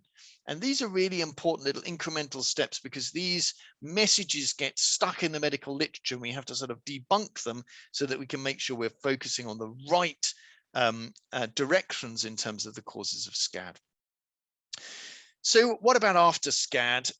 We're very aware of important aspects around cardiac rehabilitation. I know we've got a cardiac rehabilitation expert, actually, who's the partner of one of the Scad patients that was talking at the beginning. So this is an area that is, really close to our mission in terms of making sure that patients benefit from cardiac rehabilitation. And obviously part of that is trying to say, well, what do we think patients should and should not be doing from an exercise perspective?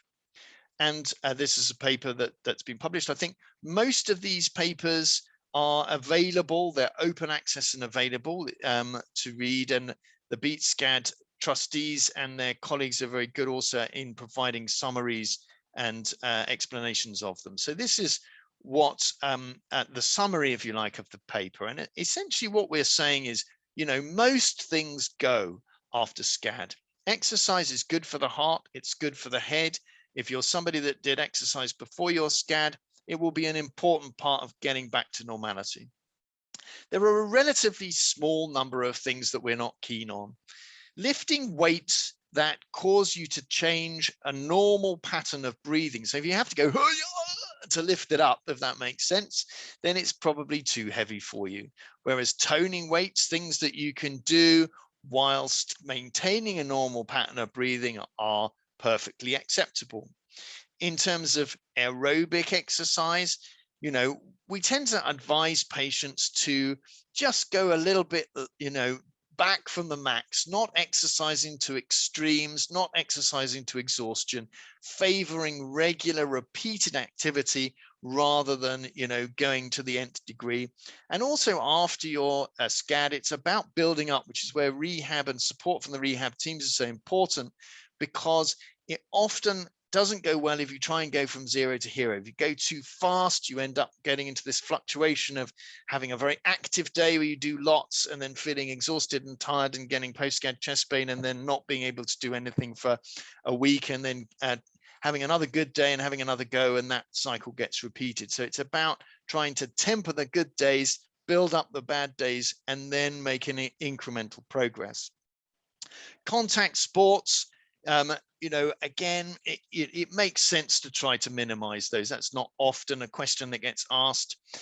Extreme head positions, again, we sometimes get asked the roller coaster question. There's 1 or 2 reports of dissections in the head and neck vessels occurring in association with roller coasters. So it's those sudden flexion extension things in the neck that we advise people to avoid if possible. But I think the most important message here is not necessarily the avoid box, but more that actually most things are good and are going to help you to get back to normal. And so hopefully that's helpful.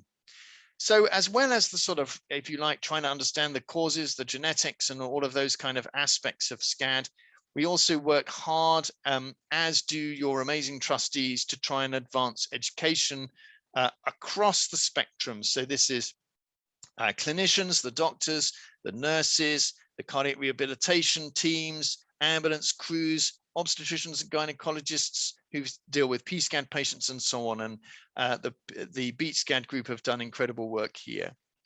So we've continued to work again internationally. There's a paper at the top there. I'm not showing you all of these, but there's a paper at the top there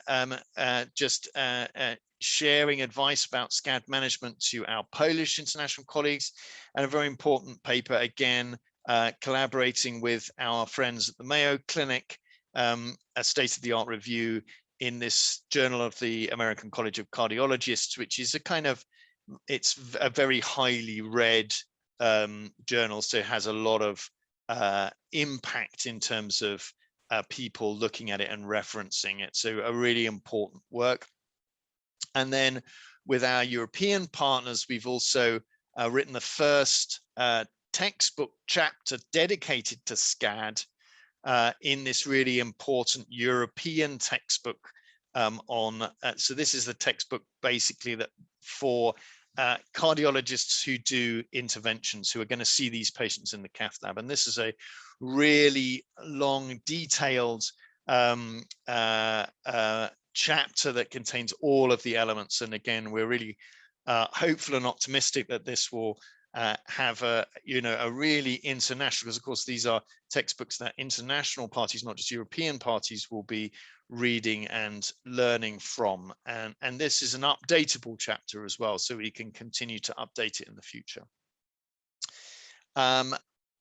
This is probably a tad too soon. I wondered whether we would just hear back about our paper on extracoronary arteriopathies, so that again many of you contributed to by going through the scanner here in Leicester or in other institutions to look at all the other arteries in the body. This is, I think, on the verge of being accepted as a manuscript. I thought we might hear today, we haven't quite heard, but we've been told that it's nearly there. So I think that we can maybe catch up on that one next year. So I just wanted to end by adding my thanks to, first of all, to Beat Scad, to their amazing fundraisers, because research unfortunately costs money. Salaries are more expensive than I could believe when I started doing research, when you add on all of the extra costs and things that arise from it. So it's an expensive business. I hope that, you know, some of these outputs are interesting and show that, you know, all of those cakes that have been baked, those marathons that have been run, those events that people have attended and contributed to, Christmas cards that you've bought, jerseys that you're wearing, and so on, that they have made an incredible difference to not just Scad in the UK, but to our international understanding of this disease and what causes it, and hopefully, you know, improving our care and management of these patients. I think it's also important to say, you know, you've heard the names of a few institutions, but Scad research is an international effort. And, you know, I think it's hugely important to acknowledge the incredible contribution from others internationally, the Mayo Clinic, the Vancouver Hospital, the Mass General, and others in the US, and also our friends in France, Holland, Spain, and so many other places internationally that have all contributed to the research that I've presented today. And also Belgium. Alexandra pursues right at the top there, and I didn't say Belgium. So, you know, I'll have missed a country, but that just hopefully shows you how collaborative these things are. And that's so important, really, because everybody has to get, you know, sort of give a bit. It's that world of sort of, you know, not everybody can lead on every study, and people have to be prepared to say, do you know what, you can have our data to make your paper bigger, to make us, you know, to enable us to understand a bit more. And I think the Scad research community internationally is an incredible example of how that can be done positively. So thanks to basically loads of people. And that was sort of the end of my little research update, and there's more in the pipeline. So do join again at the next update, and we'll tell you what we've learnt in the next bit. Thank you very much. That was brilliant. Thank you.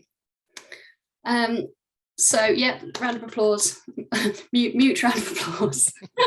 There's lots of things we miss from not having our in-person conferences.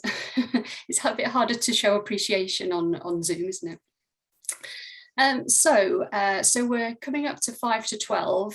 We were aiming to finish at 12, but you know, we have received a lot of Q&A, and we'd like to get through as many as we possibly can. So we will continue.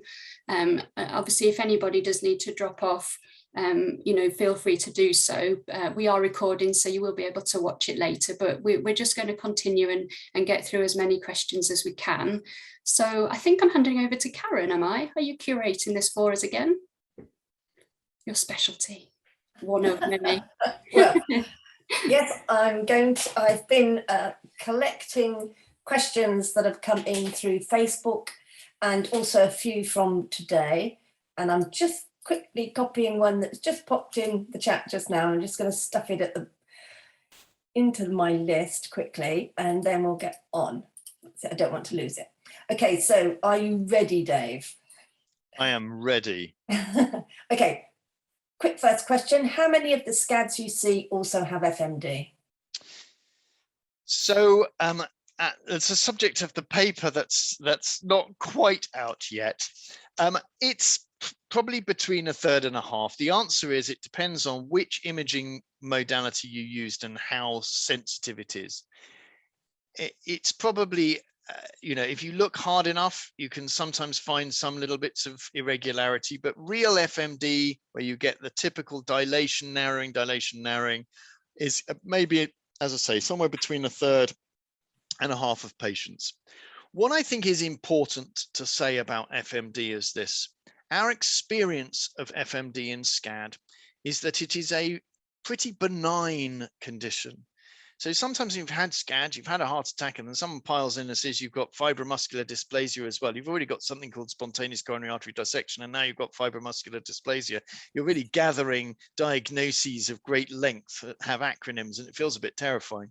But actually, our experience is that FMD, for the most part, is a benign problem. We don't usually do serial scans. The imaging studies that have been done internationally say it doesn't seem to change a great deal over time. It sometimes makes a difference for our decision making about whether patients should be taking long-term aspirin or could maybe stop aspirin depending on the particular clinical situation. And sometimes it's associated with other variations, little dissections in arteries elsewhere in the body, or a little dilation of an artery elsewhere in the body. And those kind of things sometimes we need to keep under surveillance. We need to watch. But again, from the patients that we've been keeping under surveillance for these things, they don't seem to change greatly over time. So in terms of the number of patients that we screen for which we actually need to do something about a finding, that is really very small. So the screening is there because it helps us to guide your management and make sure that if there is something we need to keep an eye on, we're keeping an eye on it. But I think sometimes there's, if you like, the anxiety about an extra diagnosis of fibromuscular dysplasia is probably not founded. It's not something that's too terrible. It seems to be quite different from people whose first diagnosis is fibromuscular dysplasia. So whose main problem, if you like, is fibromuscular dysplasia, where they seem to have more issues related to fibromuscular dysplasia than our population of Scad patients with FMD. And I think that, as we understand a bit more, there does seem to be a difference between those two groups. I know that wasn't your question, but I wanted to mention it. Thank you. Great detail as always, Dave. What is the percentage of men with Scad?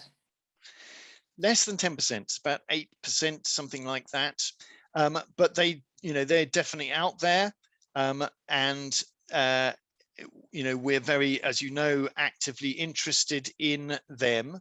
They're potentially a particularly important group for the research because of the very fact that obviously they don't have issues with cycling female sex hormones or declining female sex hormones after the menopause. So the very fact that they don't have this changing biological scenario, which can cause variability when we're looking at blood vessels and measurements and things like that, means that they may be a group that provide particular insights, which is one of the reasons that Alice has been particularly focused on them. What we know about men and Scad is that seems that their Scad is sometimes more associated with exercise. That won't be true for all men, but seems to be more so with in some men. But again, we feel that the rules in terms of what to do in terms of getting back to exercise still apply, with those small sort of cautions about the lifting of the heavy weights and so on that I went through a little moment ago. So men, yes, they are a small member of our community, but a really important one, and we're very interested in them, and we're very keen to look after them and make sure that they get also as much profile and attention as they deserve. Bless them. Yes. We do have some interaction with some of our men, but I think there's more we could do with them to support them. What can people do if their GP is reluctant to take them off statins or some of the other medication that they've been put on, when they don't have an opportunity to come and see you, or as we know at the moment, appointments are quite a long way off and people are a bit worried about carrying on taking things that they perhaps don't need to? So 2 questions in one. The statin question. So at the moment, there is no evidence that the pathophysiology, the underlying causes of Scad, relate to cholesterol. In the same way, of course, as the atherosclerotic heart attacks, the common cause of heart attacks, we know very clearly have a close relationship to cholesterol. So as a result, what we tend to say is that patients with Scad should be treated as a primary prevention case, as if they hadn't had the Scad heart attack. So the question for the GP and for the cardiologist is, would you give this patient a statin if they hadn't had their Scad heart attack? The day before they had their Scad, would you be thinking about them having a statin? There will be some that do. So for example, some patients who may have high blood pressure or may have something else in terms of their risk factor profile, or may have a very high cholesterol, there may be an indication there for a statin. So it's not all patients with Scad don't need to have statins. Some will be. But I think probably most patients with Scad for that reason probably don't need to have a statin. In terms of kind of how it's approached, if people, GPs and so on, need advice, we're very happy to respond to advice letters. As you say, we are a kind of specialist unit of me. And so this can create some challenges just in terms of kind of keeping up with, what is a kind of a large number of referrals. In terms of the Scad clinic side of things, we're doing our best here.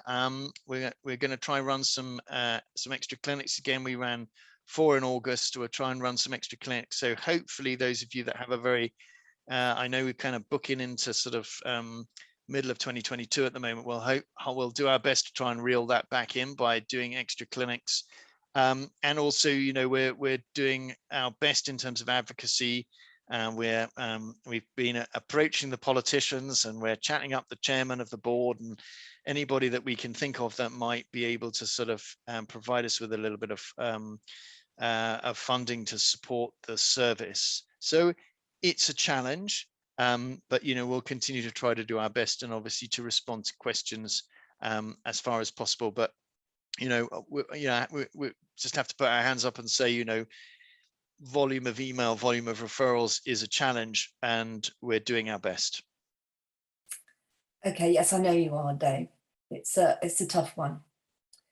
So next question: if you had a stent, does it last forever? Does it need checking after, say, 5 or 10 years? What's the situation with stents? Stents are an amazing technology, particularly drug-eluting stents, which is what essentially are used these days. Essentially, they stay forever. What happens over time is they get bedded into the wall of the artery. So if you were flying down the inside of the artery after a year or two and looking around, you wouldn't be able to see the stent because the wall would have sort of grown into it, and so you would just see it like the same wall of the artery as you would see before with the surface of the vessel. So it just stays as it is. Again, usually there are no problems. The problems that arise in patients with stents tend to be early, as we talked about in terms of the immediate complications issues. Once they've bedded in and over time, they don't require surveillance. It's just really, looking at and thinking about symptoms. But in this era of drug-eluting stents, problems arising from the stents, 1 or 2%, tiny numbers. Generally speaking, they're a great long-term thing. So, not all patients at the beginning should get them. We've talked about how the research has shown that some people should. And if you were in that camp, that's okay. Those stents will bed in and they will do you a job for as long as you need them. Very reassuring. Thank you, Dave. Next question. What does ejection fraction mean, and what is a good number? And if another question, if my ejection fraction is really low, does that mean I have heart failure? Okay, so the first thing to say, which is very important, is that no heart pumps 100% of its volume. So sometimes you'll get somebody who, completely understandably goes, well, hang on a second, you said my ejection fraction is, 55%. Does this mean that only just a little over half of my heart is working? And that's not the case. So normal ejection fraction is anything over 55%. So, 60% is perfectly normal. That's what a heart normally pumps. In terms of if you have got more in the way of scarring of the heart, that's a minority of patients. And again, it's about sort of getting your head around the numbers. So, you know, I will have some patients in my clinic who will have ejection fractions of 20% or lower. And there will be very few SCAD patients who are in that kind of ballpark. So, you know, if you have an ejection fraction of 40%, okay, yes, there's a scar on the heart, there's a bit of damage there. That may have impacts in terms of making sure you're on the right treatment to support and protect your heart in the long term. But, you know, having an ejection fraction in that territory isn't heart failure. Heart failure is the syndrome where you get breathless, ankle swelling, those kind of things. So it's when you get consequences of it. I think heart failure after SCAD is very uncommon. And that's because, again, usually the injuries are not large, and certainly the ejection fractions, again, your bodies are amazing things at adapting even to an injury like a scar on the heart. And you know, I think getting a damage to the extent of leading to heart failure would be uncommon in the context of SCAD. So I think for the most part, you know, remember that the ejection fraction number, you know, is probably not as bad as it first seems. And that's largely because hearts don't pump 100% of their volume. And so the starting point isn't 100, it's 55. Again, another reassuring answer. Thank you, Dave. Why is it not recommended for SCAD patients to have a follow-up angiogram? And another question, what are the alternatives to angiogram? Okay, so just to answer the first question there, we know that SCAD patients' arteries are fragile, and there seems to be an increased risk that during the course of an angiogram procedure, that they're more prone to being damaged just by the catheters, for example, just damaging the artery and maybe causing a dissection or something like that. Probably that risk occurs is at its highest at the time of the SCAD. It may not be that vulnerability always exists, but you can understand that because of that fragility, there's a reluctance to do follow-up angiography to look again. Because what you don't want to do is to say, wow, it's all healed, but we've just dissected the artery and now we need to put in 27 stents. Not because of the fact that there's still a persisting problem, but because we've caused a problem by doing a repeat coronary angiogram. So in general, follow-up coronary angiography is not recommended. There will always be exceptions though. And again, I just caution that, you know, the cardiologists usually are who, you know, making the right choices, and there may be scenarios where they just need to look at the stents or check something out and make sure everything's is in the right way. So that's just a small caveat. In terms of follow-up imaging, generally, so the jury's still a little bit out on whether any imaging is required at follow-up.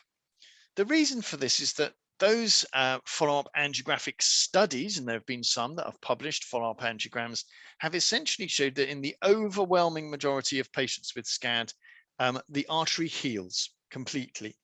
And so at follow-up angiography, essentially, it has returned to a normal appearance. And so the alternative, if you like, to an invasive angiogram is a non-invasive test like a CT scan.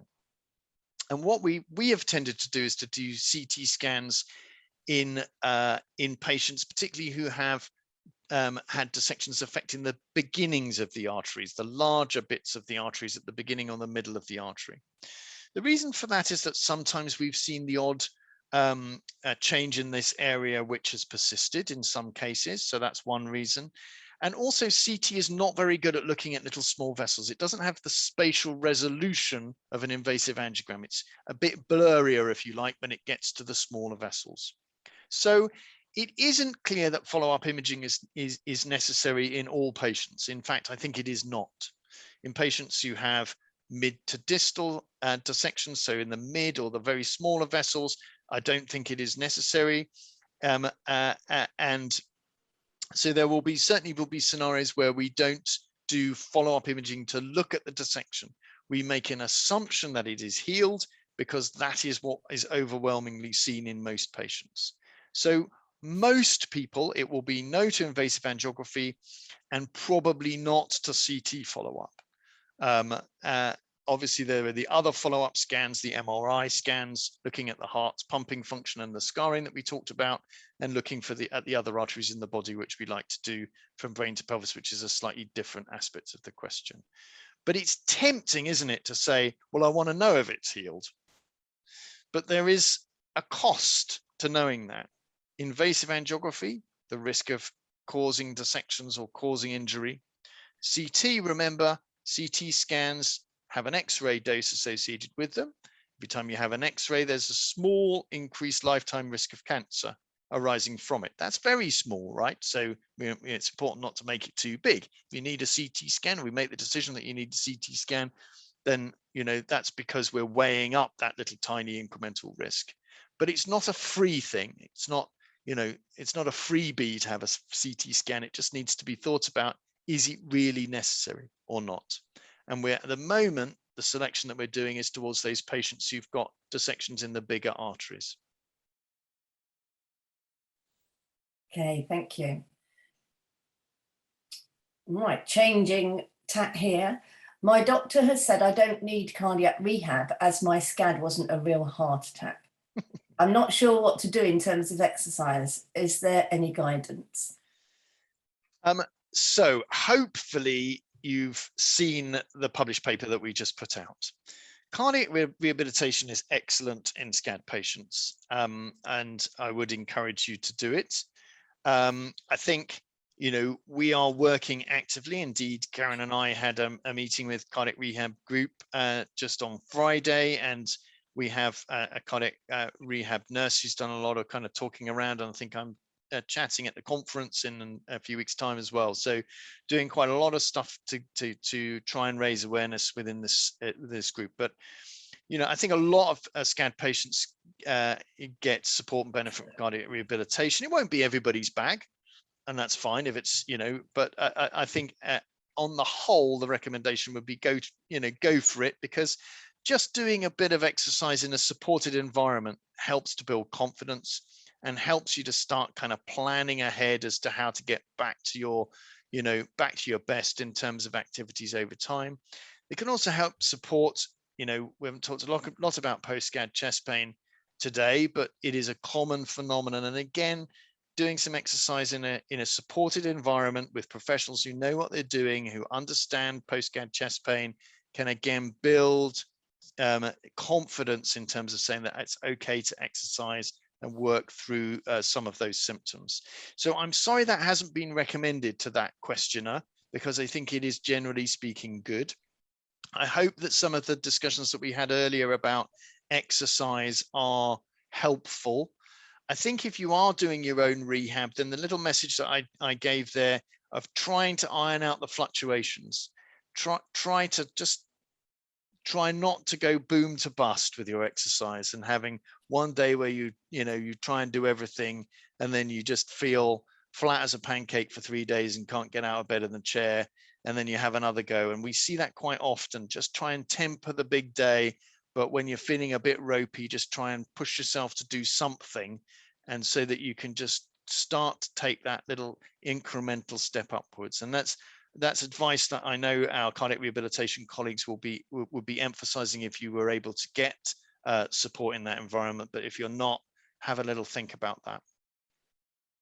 Thank you, Dave. Just to add to that, we encourage people to go back to their doctor, the referring doctor, and show them the consensus document, which points out that cardiac rehab is useful for SCAD patients. And so hopefully that empowers people to ask for cardiac rehab.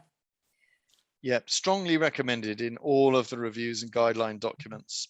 So it's unfortunate that you've been given different advice there. Okay.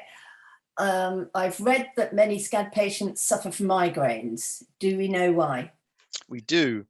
So it's because migraine and SCAD, do you remember we were talking a little bit earlier on about the common genetic variants? I think I described them as the pack of cards you get dealt with when you're born.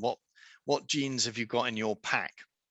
Well, what it turns out is that some of those genes that confer risk in SCAD also confer risk of migraine. And one of those is the FACTR1 gene, which was the first gene that we described. It's recognized to be associated not just with Scad, but with FMD and with migraine. And so it is likely that the reason that such a lot of patients with Scad have migraine is because of this shared genetic pedigree, if you like, for these conditions. So again, we're happy to provide advice about migraine. It is one of those areas in Scad which is tricky sometimes, and we can sort of work through it, and obviously it sometimes need to get some specialist input as well as to how to both manage in terms of prophylaxis, preventing, and acute migraine management. But yes, there is a reason why, and it's to do with the underlying genetics of those two conditions. Okay, thank you. In your research, have those people who have had more than one Scad had the same symptoms the second time, which alert them? Yeah, so one of the real challenges after Scad, is kind of working out the kind of recurrence versus post-Scad chest pain thing. The recurrence thing, I think the first and most important thing to say is that, yes, it's something that as a Scad community, we have to get our heads around, but the risk is, modest. So it seems that around 1 in 10 patients will get a recurrent event over, let's say, a 5 to 10 year follow-up period. But of course, if you're, it's glass half full, glass half empty territory. If you flip that on its head, 90% of patients are not going to have a recurrence in the same time frame. So, you're 9 times more likely not to have a problem than you are in that time frame. Over a longer period, we have less available data. It certainly doesn't, it's likely that the risk falls. We're not seeing lots of patients in their 70s and 80s with Scad, so presumably falls at some point. But we do know some people that have had a recurrence sort of a decade or more afterwards, so it can happen. So yes, it's a risk, but it's a risk that has to be kind of kept in a box of the right size and not allowed to become dominant, if you know what I mean, because otherwise you're sitting around waiting for something to happen that, may never happen, and it's probably is much more likely not to happen than to happen, right? I can't remember the question. What was the question? Are the symptoms the same the second time? Are the symptoms the same? Yeah. Sorry, I started rambling. No, so in terms of the symptoms, I think the important message in terms of telling the difference between recurrence and post-Scad chest pain, my experience is that patients who've been unlucky enough to have a recurrence, it's not equivocal. They usually know. It's not they're sitting going, is this my post-Scad chest pain, or is this? They usually know that they need to be seen. So it may not be that it's exactly the same symptoms, but usually there's stuff in there that makes you go, do you know what? This is something I need to get checked out. Often, of course, people will overcall it, and that's completely understandable. With the post-Scad chest pain problem, lots of patients will be readmitted to hospital after the Scad with chest pain. And this is, my message on this is that this is not a defeat. After Scad, there is a relearning process about your body and trying to work out what symptoms are important and what symptoms are not important, and so on. And so if you end up in hospital with chest pain and its troponin is negative and you're told that you're not having a heart attack, this is not a personal defeat. This is a learning exercise. So you can go, okay, so that isn't recurrence. I can be a bit more relaxed about something like that if that happens again. Our other experience of post-Scad chest pain, and again, I think this hopefully is helpful to people who are experiencing this, is that it does improve over time. It can take time. We sometimes say it can take 18 months to 2 years before it fades into the background in most people. And sometimes even then, if people have like a family stress or something, it's a bit like your old war wound, I think, in those sort of stories. If you get a family stress, it's like, oh, it's my old war wound. When you get your post-Scad chest pain just a little bit, that's how it manifests, even sometimes a longer period of time afterwards. But in general, it does improve over time. And I sometimes say to people, and many of you heard me say this, is that we have to give the heart time to heal. We don't really know what's causing it, but we think it's to do with the healing process. And I say to people, look, if on the day of your Scad you'd had a really nasty leg break and you'd broken your leg, would you expect at 6 months, even 12 months, for your leg to feel normal? And the answer is Now, you wouldn't really, would you? You'd think it would probably be giving you a bit of jip or the odd ache and so on, and maybe you might still feel something 18 months to 2 years afterwards. And the heart is the same. It's sometimes because it's inside us, we sort of feel that, well, it's done and dusted now, it should all be sorted. Whereas actually it needs that time to heal as well. And I think that is part and parcel of the kind of post-SCAD chest pain that people experience. So I'm aware, Karen, that I extemporized slightly on the question, but hopefully I answered it as well. Absolutely, Dave. Okay, so there was a question about autoimmune conditions, which I think you covered in your talk very well, so I'll jump that one. Are there any figures for the number of SCAD heart attacks per year? And how does that compare to regular heart attacks? So this is something that, I think we only have a bit of a handle on. And the reason that we only have a bit of a handle on it is because I think that we know that SCAD is underdiagnosed. That's getting better, but it's not yet, a problem that's completely solved. And that problem happens across the whole spectrum. It's from yourselves as patients. There are other patients who don't respond or who sort of, stick with the indigestion idea and just sit it out. And so the diagnosis is never made. And, it's not uncommon for me to see someone in clinic who says, do you know what, I'm pretty sure I had the same thing 3 or 4 years ago, but, I just sat it out that time. So it's the patients not presenting. And also, obviously, sometimes ambulance crews and A&E staff and so on, don't twig or are not thinking about it. And that's obviously what, improving with all of the education, but there's a lot of work to be done there. And so it's really hard to say exactly, how many SCADs happen. Certainly from the clinic's perspective, we're seeing a pretty much exponential rise in the number of referrals, and that's creating some challenges that we talked about a little bit earlier on. But it's also showing you that there's, I don't consider SCAD to be rare. It's not as common as the atherosclerotic disease, but it's not a rare disease. There's a lot of people out there that are getting this, a lot of referrals that we're experiencing.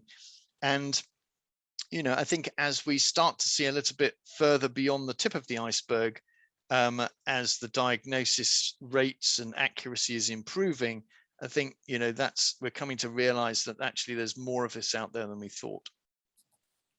Okay, and just as a comment from me really about that is that presumably the new ICD code that is coming into operation next year is going to help, hopefully, with recording the number of SCADs that occur. Yeah, so it's an important step, of course.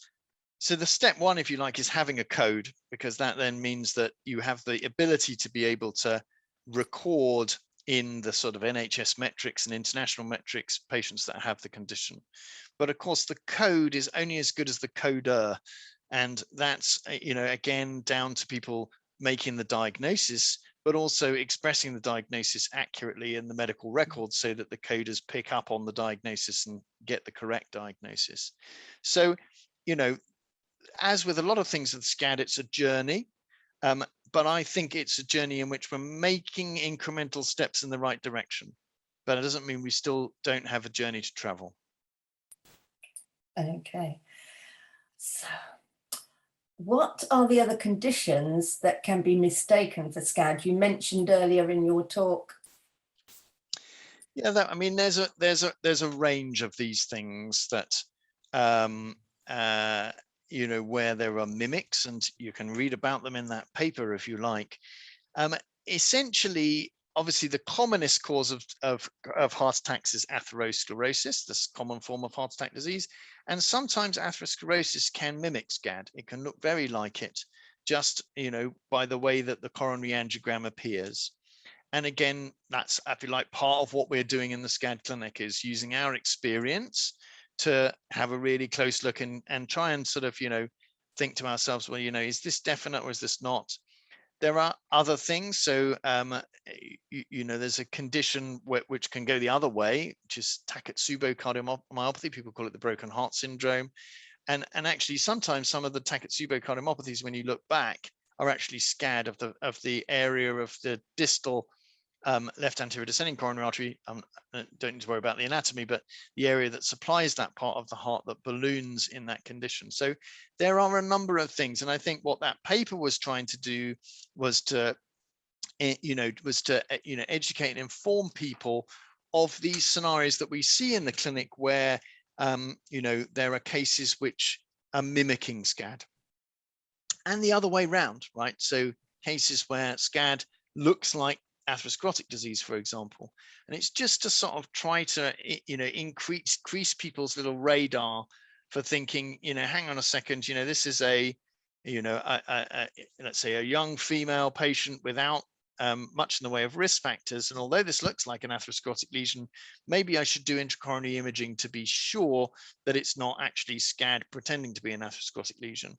Or in that maybe young male patient with a risk factor or two, where it's not typical of Scad, again, maybe you do a little bit of extra imaging to just be sure that it really is Scad and that you're not mistaking atherosclerosis, which is much more common and therefore will also occur even in young patients without risk factors sometimes, that you're getting the diagnosis right. And again, also to help doctors to think about which tests to do when patients are in what we call that gray zone, where you're not quite sure which way to go.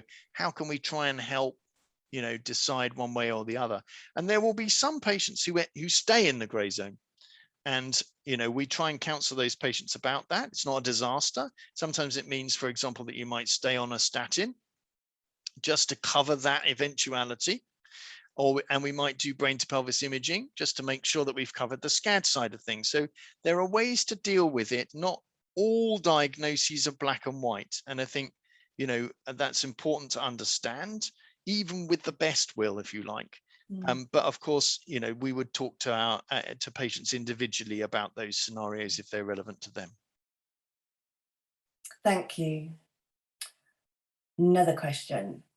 I want to have a family. Is there a better understanding of pregnancy after Scad? So we're working on an output in this area. So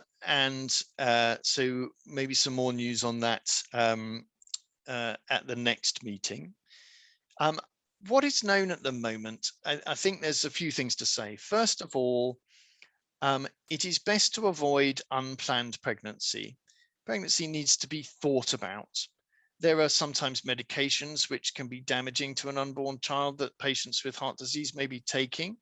That needs to be thought about. Your individualized risk needs to be thought about. That's not to say that, pregnancy can't be considered, and indeed there are a number of very successful pregnancies in the Scad community that we're aware of. It just means it needs to be thought about and planned.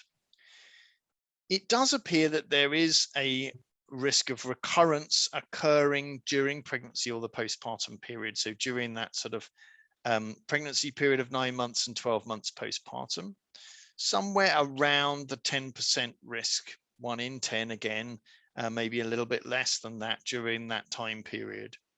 That risk can't be taken away. So we can't make that risk zero. It doesn't matter how many times we see you or how many times we talk to you or look after you. We can sort of support and counsel through the process, but we can't mitigate that risk. There isn't a magic bullet to take that away. And, again, that's a risk of recurrent Scad. It's not a risk of dying or something really terrible happening. It's a risk of recurrent Scad. Recurrent Scad carries those additional risks, but that would be, again, small risks on top of that. So it's not risk-free, but that doesn't mean it can't be considered and worked through. But it is best discussed and weighed up on an individual patient basis.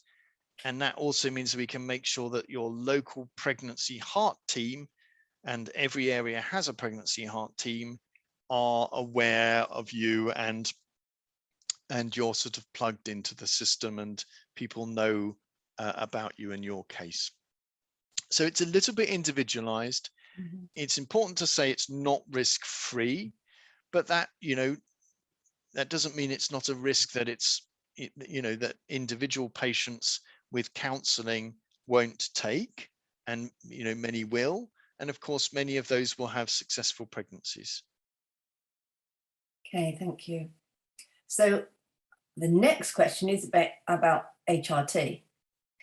So choices to help with intrusive menopause symptoms in Scad patients in cases where expected benefits outweigh risks posed by the treatment. Which treatments can provide the desired minimal effect dose for the shortest period of time? Is that a possibility? So HRT gets a bad press in Scad. The reason for that is that, as we know, Scad has an overwhelming female sex predominance, and it has this association with pregnancy in some patients. And so it is likely that there is some link between Scad and female sex hormones. But we don't understand that fully at the moment. And it doesn't seem to be that association is as simple as exposure. So to date, it's not been described that, for example, there is an increase in the proportion of patients taking hormonal contraception or taking HRT in the Scad community compared to the population as a whole. Nobody's ever shown that that is the case. Likewise, it's never been shown that taking hormonal contraception or HRT increases the risk of Scad recurrence. Now, we're always learning all the time, so we have to keep an eye on this space, but that is the understanding of the situation as it is at the moment. So we don't know that taking HRT in this context increases the risk of Scad recurrence. That's not been shown. And, again, it's not particularly our experience from what we've seen. So in terms of how to manage the menopause and menopausal symptoms, clearly if patients are able to get through the menopause without HRT, so much the better. We already know, of course, that HRT carries a small increased risk of breast cancer. That's something that's known and is discussed with people and weighed up as part of their decision making. So what you're really doing, if you like, with the HRT decision is you're adding to a small known increased risk of breast cancer, which is quantified and known, a possibly unknown small theoretical risk of recurrent Scad. So, you already have these small risks associated with HRT. So our view at this time is that if patients have debilitating menopausal symptoms, we don't feel that the data is strong enough to say that patients in that context should not take HRT. We recommend that if they do take HRT, they take the lowest dose for the shortest duration that's possible to alleviate their symptoms and manage them through the menopause. Of course, that is the same advice that we give to patients who are having HRT who haven't had prior Scad because of that small increased risk of breast cancer and so on. So I don't feel that HRT is contraindicated in Scad. I think it's something for people to weigh up on an individual basis on the, if you like, on the basis of the things that I've sort of outlined to you there. There may be other things, other remedies that people try that they find helpful for menopausal symptoms. Again, I'm pretty relaxed about those things. Just always worth being careful and checking ingredients of things. But if you find something that helps you, then generally speaking, I'm in favor of things that make people feel better. Thank you. So, there were quite a few questions along the lines of that. So I've sort of, I think you've really answered all of those questions. There was just one, there's been comments from quite a few people that feel that cardiology in general has very little interest in female patients' hormone status, and because of that, they don't feel that they're perhaps listened to as well as they could be. And do you know what the reason for that is? Well, there are lots of reasons. Of course, first of all, as I'm sort of living exemplar of, in a sense, interventional cardiology is dominated by men at the moment. There are more women coming into the specialty and we welcome them. But that is a transitional process, but I think more than 9 out of 10 interventional cardiologists are men at the moment, and so that has an impact. Also, I guess for most cardiologists, because atherosclerotic heart attacks are more common in men. Again, that predominates in terms of their experience. So, I mean, that's not really an excuse, but it's perhaps an explanation. And, you know, it's something that I feel quite strongly about, that we need more dedicated services, certainly for Scad and potentially for women and women's heart disease in general, because of these being able to, you know, we've just had a nice series of questions about pregnancy and pregnancy risk, and the menopause and management of the menopause. And of course, you know, these are not questions that most interventional cardiologists are used to addressing in their clinics. And what that means is that we just, you know, we need a small number of centers in the UK that are geographically distributed so that people can get to them from different parts of the country, that are able to give this advice, treat Scad and conditions like it. Takotsubo, of course, again, has a female predominance, and look after those patients. You know, I think our experience at the moment, at least, is that, you know, our service is very challenged, and you know, we would love it if there was a change in perspective on managing women's heart disease in the UK, so that we could improve our service to Scad patients. Yes, thank you. So the final questions have been about the research and where it's going next, and questions along the lines of hormones, for instance, as being an area that people have concerns about and links to causation of Scad. So as a summing up, really, I know you talked about the various papers that are coming along, but what is your next research goal, do you think, going to be? Have you any idea? I've got lots of goals. So, I mean, you know, there's been a lot of descriptive work, and we're really finishing that descriptive phase, I think.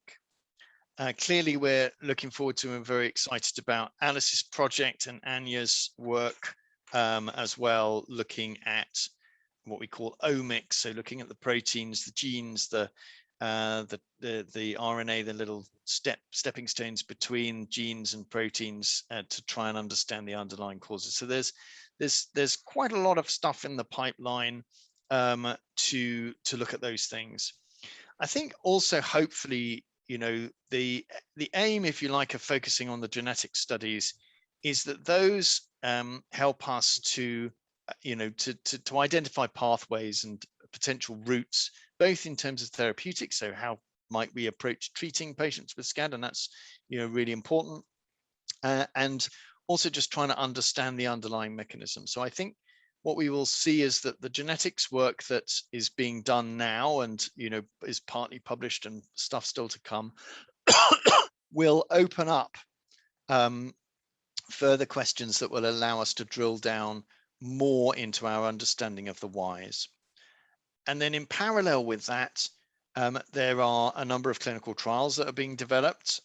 There's a clinical trial in Canada with our Canadian colleagues, and also a clinical trial in Spain with our collaborators there. And, you know, we will seek to support these clinical trials as they evolve over time. And those clinical trials will start to answer some of the questions, you know, aspirin, yes or no, beta blockers, yes or no, you know, other things, you know, in stepwise fashion, we can actually provide robust data rather than at the moment what is predominantly observational data, and saying, well, okay, you know, there's a little bit of data that might suggest beta blockers reduce the risk of recurrence, but it's observational. It's just saying that some patients who are on beta blockers seem to have a lower risk in one population that was measured.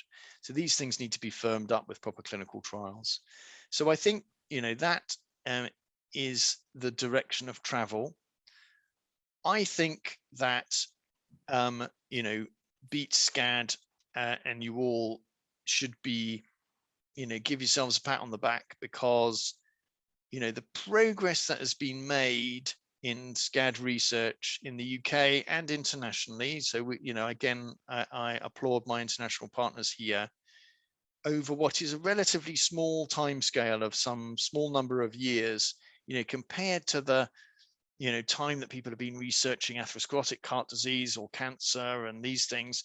People have been working on them for decades and decades. The progress that's been made in a small number of years, with both your financial support and in some cases your body's on the line, and scanners and bits of skin, goodness knows what else, that arms to be bled and things. These are the things. And also, we should also applaud our volunteers who've not had SCAD, but who've stepped up to the plate to get in the scanner, give a bit of skin. I don't think there's a relative of mine that's not sort of, given an arm, and it shows that you have this amazing community because of the progress that's been made. Thank you, Dave. That's just wonderful. I think the way that you explain things is in great lay terms so that we can all understand. And that's very refreshing for a lot of us who can sometimes find all the technical details quite difficult to understand. So we really appreciate the fact that you explain these things so well to us, because it really makes a big difference. Thank you. No worries. Back to you, Bex. Okay, thank you very much. Okay, so I've just got a few closing slides to share. So I hope people are okay just to stay on a little bit longer, just to run through a few closing remarks. So thank you very much, Karen. Fabulous job as usual. And thank you, Dave. We benefit so much from your knowledge, and as Karen said, you always explain everything so well for us. I just wanted to mention the Beat SCAD annual reports. So for anyone who's new to the group, please do go over to our website. We've got an annual report produced each year. So the trustees put this together to summarise the community efforts to advance the Beat SCAD mission. So you can just view them online, or you can download it as a PDF, but there's lots of amazing information in there, and it's, to see the progress over the years is really impressive. And next we've got another project between Beat SCAD and the Medics for Rare Diseases charity. So World Heart Day is coming up on Wednesday next week, so the 29th of September. And Medics for Rare Diseases, they make podcasts. So they make them to help medics become rare disease allies, basically. And ahead of World Heart Day, trustees Karen and Sarah spoke to Dr. Lucy Mackay, who's the CEO of Medics for Rare Diseases, and Dr. Adlam took part as well. And basically they were talking about all the challenges that SCAD patients face in gaining access to medical care, as well as getting the diagnosis and receiving appropriate aftercare. So the podcast offers tips and solutions to medics, and it's challenged them to dare to think rare. So there's 7 SCAD patients who provided testimonies. So in addition to Karen and Sarah, I'd also like to thank Joni, Erica, Terry, Charlotte and Amy, who provided really powerful statements for this podcast. Now, Dr. Adlam just touched on some of the challenges faced by doctors in trying to deliver a national service, really without any budget to do so. So the podcast addresses this as well, and also the dilemma that's presented by the current NHS commissioning system. And the podcast also touches on research breakthroughs and hopes for the future, where we want to see that every UK region is supported by a cardiologist who's knowledgeable about SCAD, so that they can provide acute diagnoses and then the short, medium and long-term care that SCAD patients need. So the podcast is an informal mix of discussion, so there's lived experience and medical expertise in there, and it's a must listen for healthcare professionals as well as SCAD patients. So it won't be launched until Wednesday. So look out on the Beat Scad social platforms. We'll be sharing the link to that. And the theme of World Heart Day today is use heart to connect. So in keeping with that theme, you know, we'd love it if you could share the podcast further through your own social media networks and help us to raise awareness. And then maybe I should do this as a subliminal, just direct you to the Beat Scad shop. Just a little reminder about the early bird Christmas card sale. So please do head over to the shop and have a look at those. And then Beat Scad also wanted to send our very best wishes today to Matthew Johnson. So he's one of our regular fundraisers. And I mentioned Matt's sister Danny earlier, who completed the virtual London Marathon last year. And Matt is returning to running events this weekend. So, you know, as I mentioned with Danny's challenge, Matt and Danny, they perform these challenges in memory of their mum, Carol. And sadly, Carol was only 56 when she passed away. And Matt has used 56 as part of his challenge. So he set himself a challenge to complete 56 races to raise funds for Beat Scad. So he'll be running his 6th race tomorrow, which will be the Sheffield Half Marathon. And then just a week later, he will also be taking on the London Marathon. So that will be his 7th race. So good luck, Matt. I hope the legs are feeling strong and the conditions will be good for you. And that's his Just Giving page there if anybody would like to donate to that. So thank you. And then I've got one last item today, and it's a celebration of our very own Debbie Oliver. So today is Debbie's 10th Scadiversary. It's a fantastic milestone. I know some people find it a bit strange that we celebrate Scadiversaries, but you know, I think as a whole, as a community, you know, we understand why we do it. We're not celebrating, you know, the heart attack itself, but you know, it's celebration of everything that's achieved after the recovery, and it's just a huge milestone. So Debbie's story is available on our website. You can have a read of that if you haven't read that before. And I just wanted to show just how amazing Debbie is, really. She has many hats. So she's co-founder of Beat Scad, and she has been trustee since we started in 2015. And that's all as a volunteer. And Debbie just brings, you know, a wide range of skills to the charity.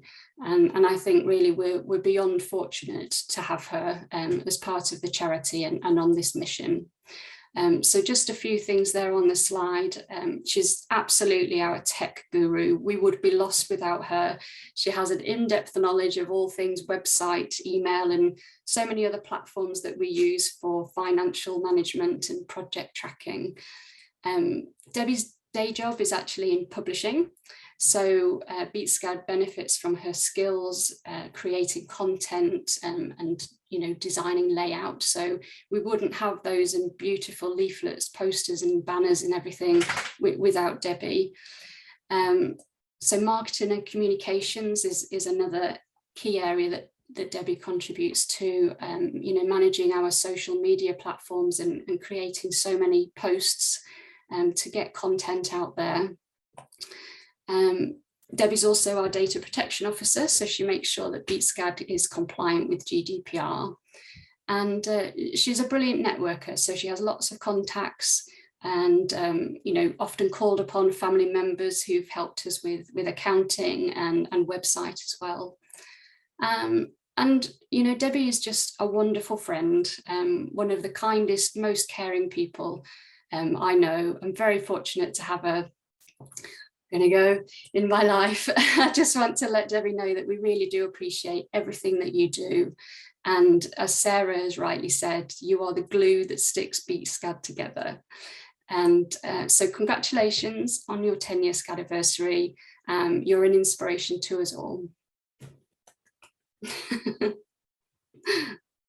And that's it. So just a final thank you to everyone. Sorry for running late today, but you know, I think the Q&A is so valuable. So anyone that wasn't able to stay on, you know, we will make the recordings available. It's been a really enjoyable morning.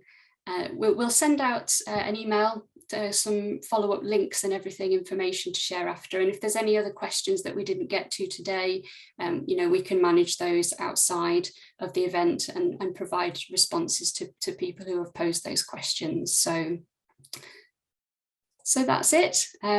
Thank you, everybody. Take care and enjoy the rest of your weekend.